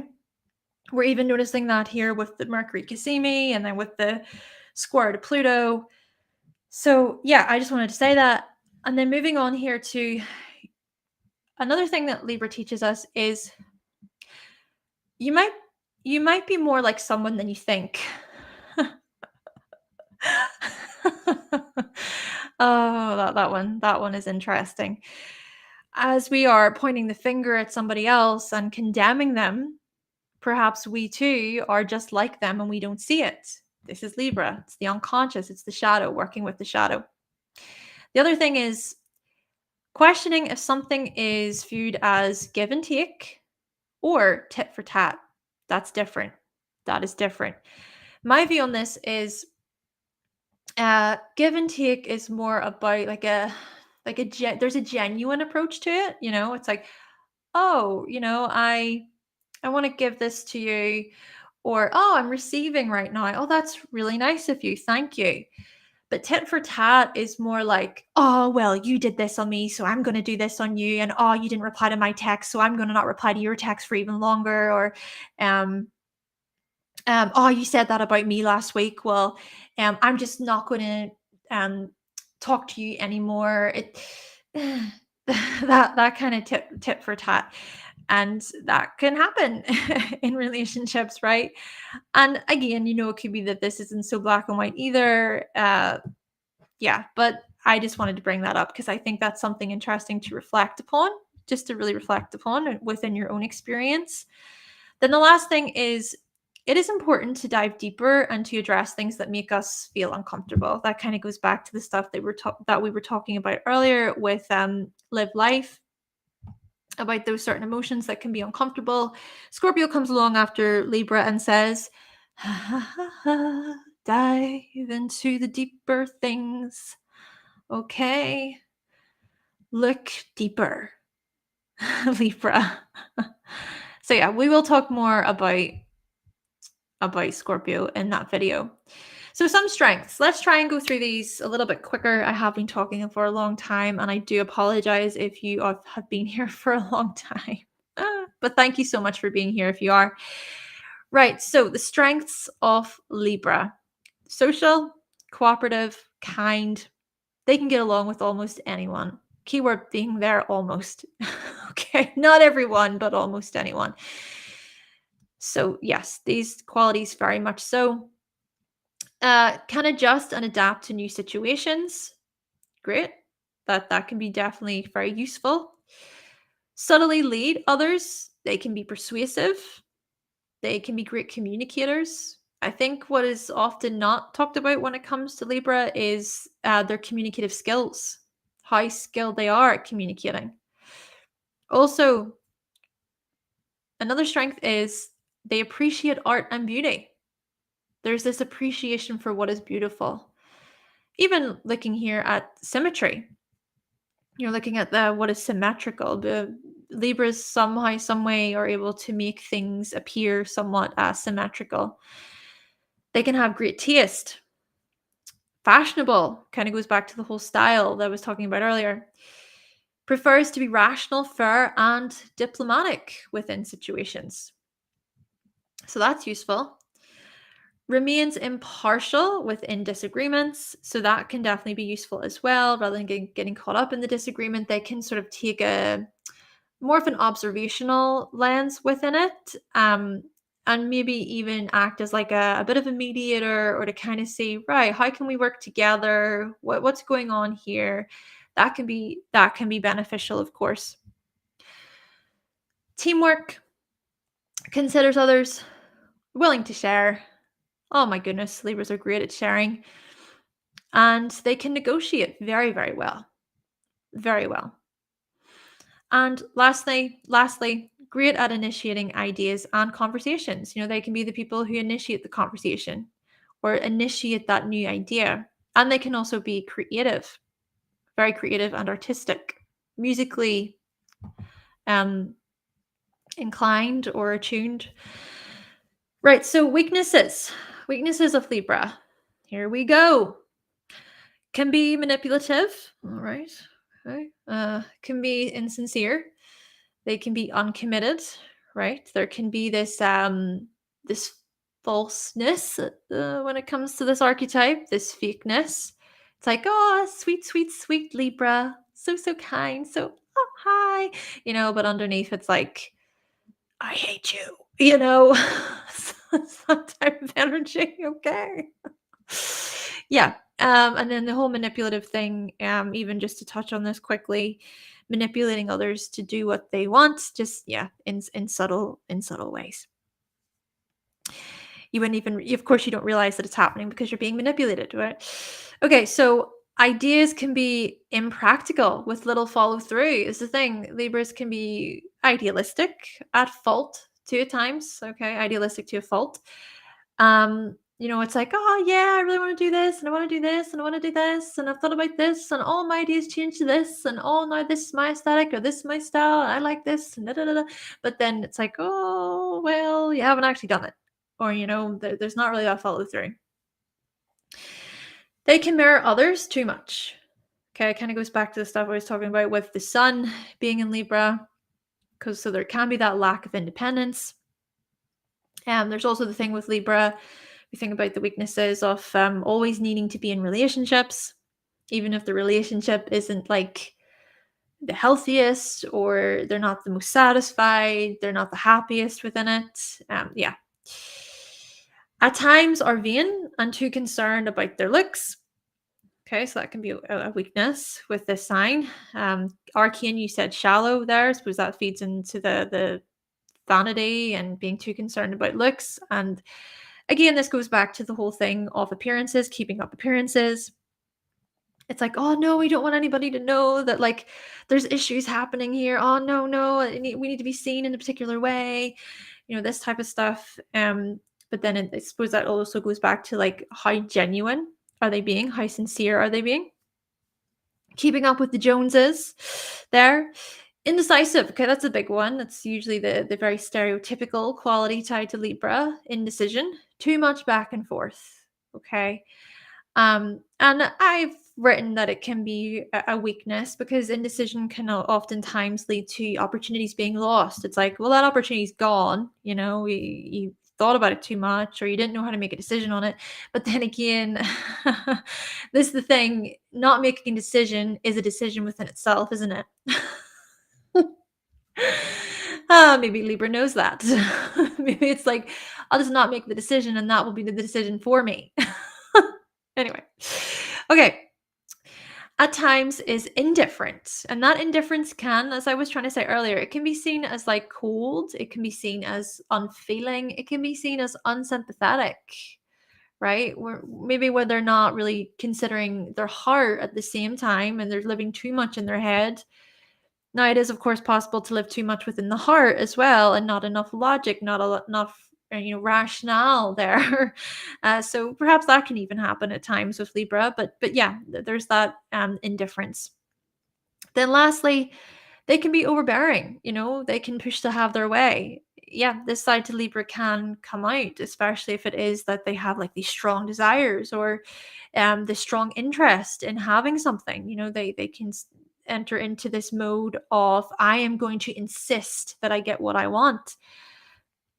Okay, so those are the weaknesses. And then let's explore some journaling questions. I'm just going to read these out, and then perhaps you can screenshot this. You can reflect upon your answers to these questions. Do I like how I appear? Can I come across as welcoming? Am I able to have pleasant conversations with others? Can I initiate conversation and relationships? How often do I ask about others and consider them? Did I date early growing up? What were my childhood friends like? Was I shy? Was I social as a child? How do I respond to conflict and disagreement? And when do I try to play the mediator or the peacekeeper? Can I spend time alone? Are there times when I rely too much on others? So those are just some of the journaling questions to ask yourself. Maybe just take some time, even over the next couple of days, to reflect on these questions if you like.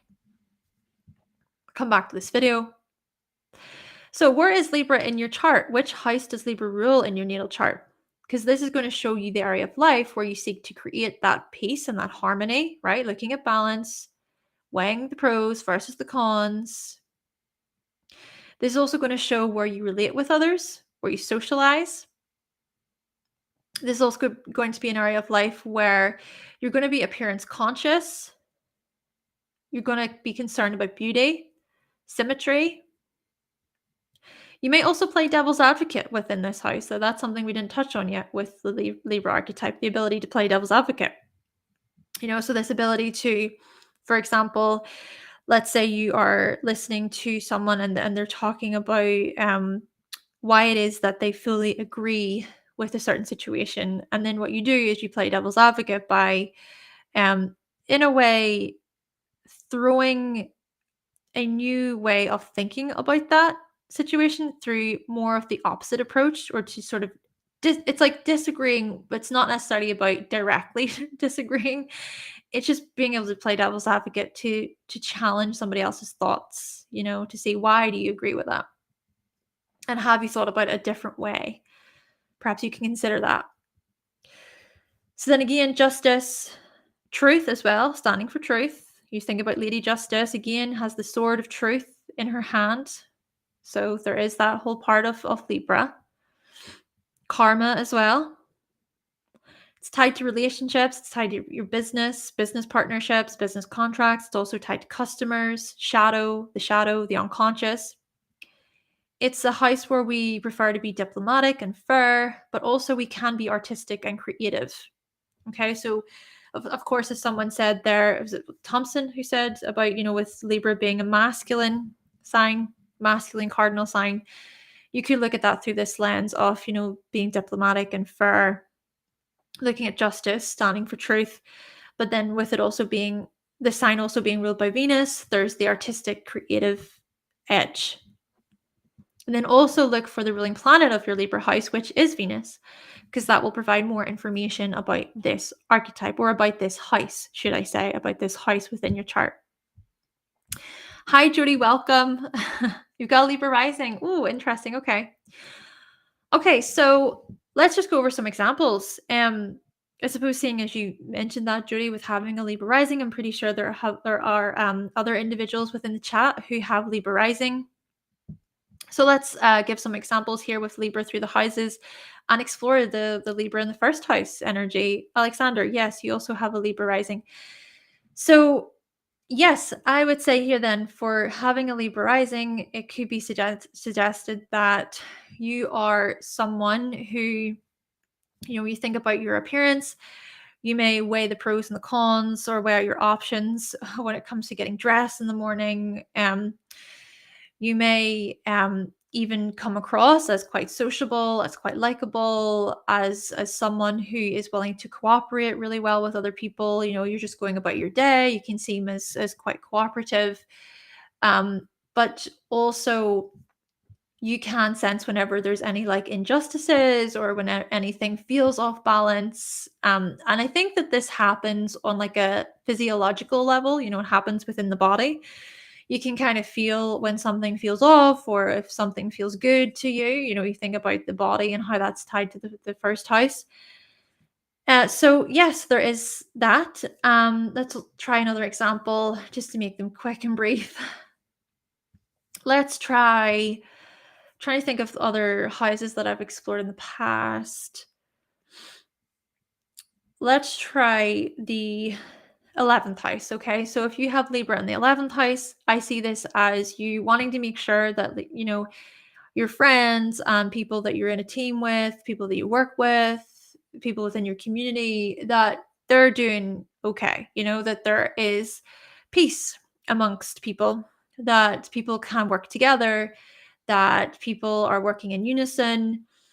And then also, I would say that you can subtly sort of lead groups in a way. There's the ability to sort of lead groups, but in a more of a subtle way. It's not necessarily about taking control. It's more about just directing others by cooperating well with them. Try another one. We'll try another one. We'll see. I think, was it Purnell? Perhaps Purnell isn't here anymore, but we'll just go with Purnell's example, because Purnell, I remember you did ask about with Libra in the 12th house. So even if you join later on, or I can let you know. But yeah, so Libra in the 12th house. If you have Libra in the 12th house, this one is obviously a lot more complex when compared to the other houses, because the 12th house is tied to the hidden self. It's even tied more so to like behind the scenes, who we are whenever we are like completely alone, when we're out of sight of the public eye, public view. So I would say if you have Libra in the 12th house, then the hidden self, I think there is a part of the self that wants to be able to relate and to connect and to get along with others, but there can also be, these fears, phobias as well, that can be tied to the 12th house. And I think also there could even be like an uncertainty about commitment or follow through with Libra in the 12th house, or just having to sort of take your time and to really reflect basically upon new opportunities and new experiences, where you go into your own solitude and you take that time to really just like rejuvenate, to refuel your batteries, so to speak. And that within itself, I think, can involve certain spiritual practices. You think about spirituality to do with the 12th house, and those spiritual practices may be tied to balance. There's just something here about restoring the balance whenever you're alone. Okay. So any planets in Libra? What Libra planets do you have in your natal chart? Let's even read through some of the comments. So can you say you've got 4th and 5th, the 5th house? Hi Judy, by the way. Did I already say hi to you? I can't remember. JL Will, hi. 29 degrees moon, 12th house. Your friends love hate your devil's advocate game. Oh my gosh. you play devil's advocate. Thank you for sharing that. Thank you for sharing that from your experience. And let's see. Open Sky. Yeah, Carl Jung. What a genius. What a genius, Carl Jung. Oh, good. I'm so glad Open Sky. Oh, you said it's been relaxing. You know what? I'm so happy that it's been relaxing. You know what? That would be something that would be like an intention of mine. It's hopefully as a form of relaxing and just having a good time.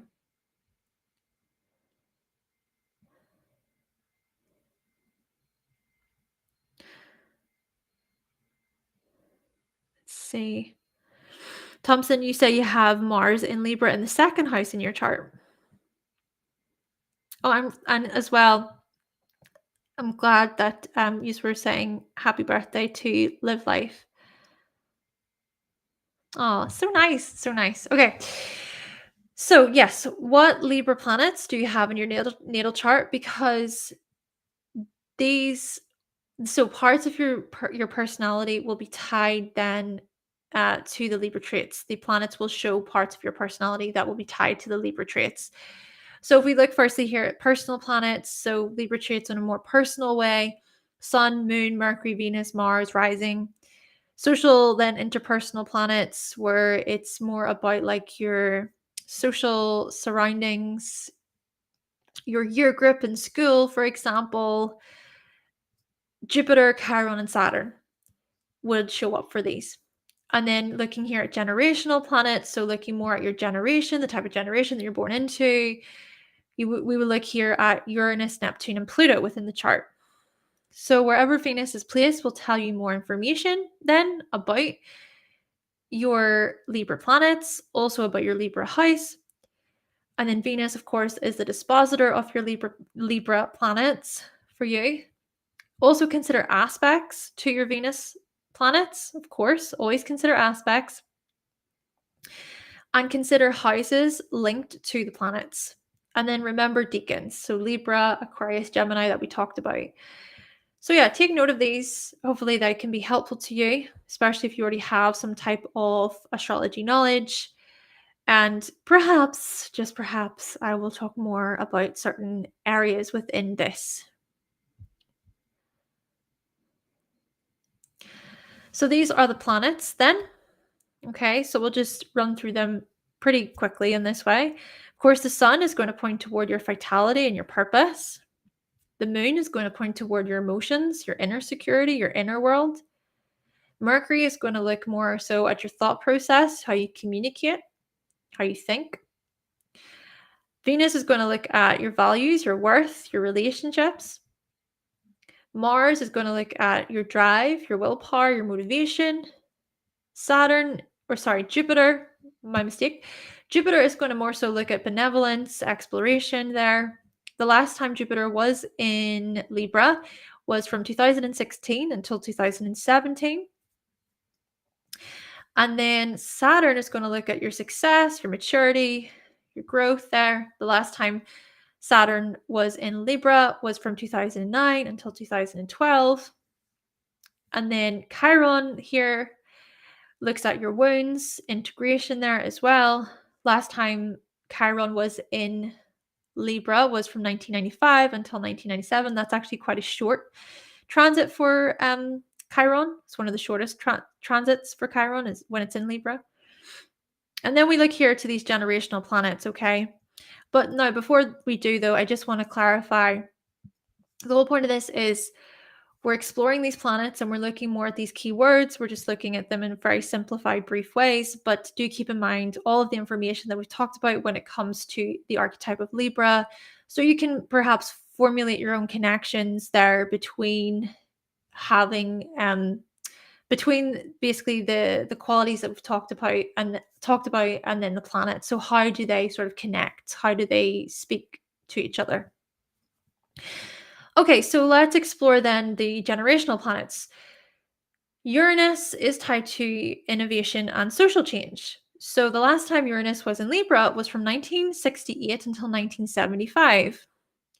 So the interesting thing about this is it was in 1972 that the Equal Rights Amendment was signed. Okay. And then the other thing I want to mention is, well, I need to actually go up so I can look at Pluto.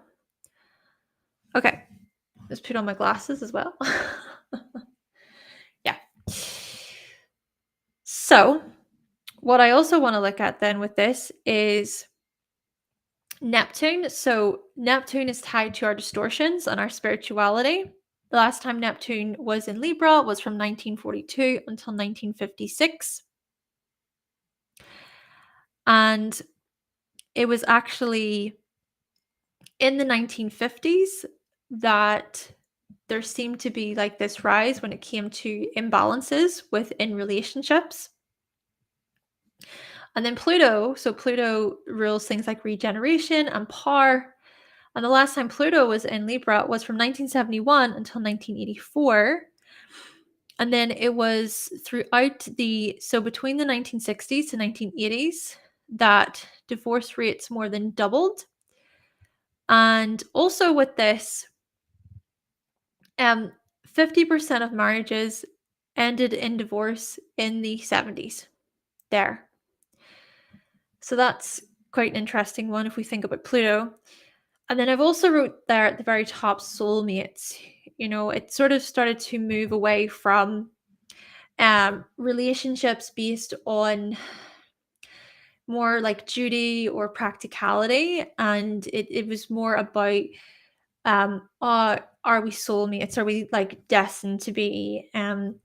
How well aligned are we spiritually, emotionally? Other qualities, other layers to take into consideration there. So that is basically the presentation for the Libra archetype. We've been here for 2 hours, and I did try to keep that more brief at the very end just because of time. But I do just want to ask you, do you have a question for me about Libra energy, about your Libra energy, a thing about it within your chart? It is $10 per question. I do just want to say that. And the ways in which you can ask that question is through the chat at the bottom. But yeah, so it is $10 per question. Of course, no pressure. It is completely up to you if you want to ask a question about Libra energy, about Libra in your chart. And just even about Libra overall. Do you have any questions? But whilst that part is there, I want to read Combed Autumn. You said that your friend hates your Devil's Advocate act, where she always assumes you have to disagree with everything she says.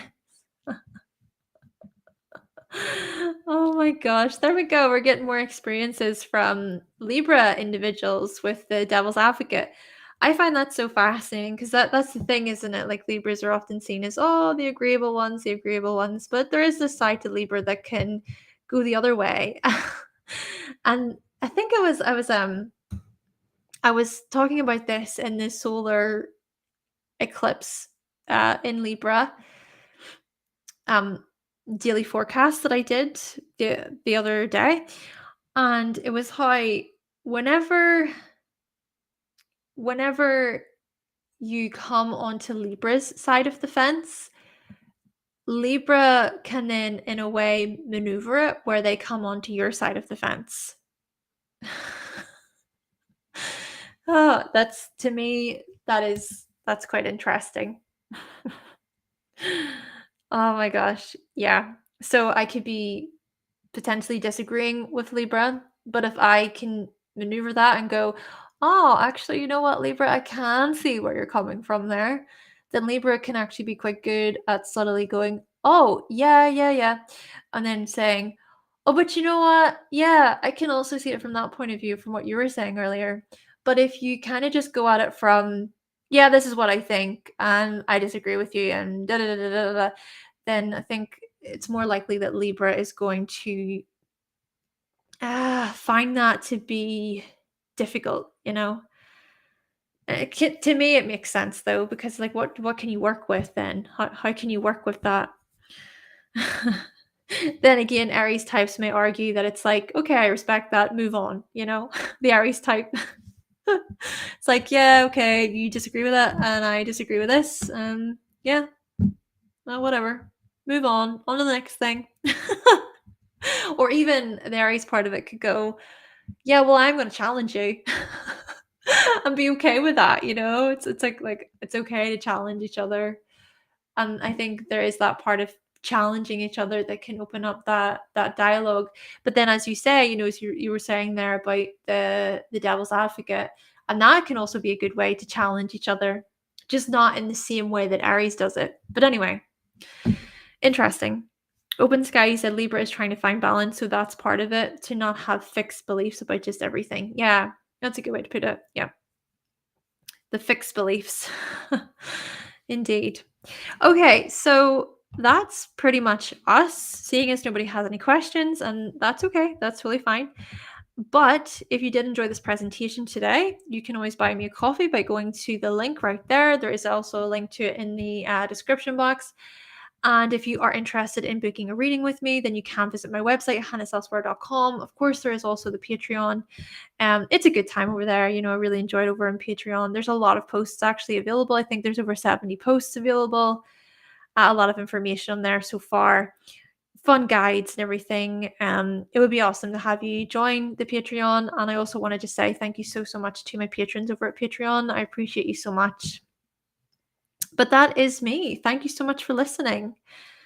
And yeah, if nobody else has anything else to share or add, I'm going to get going with my weekend.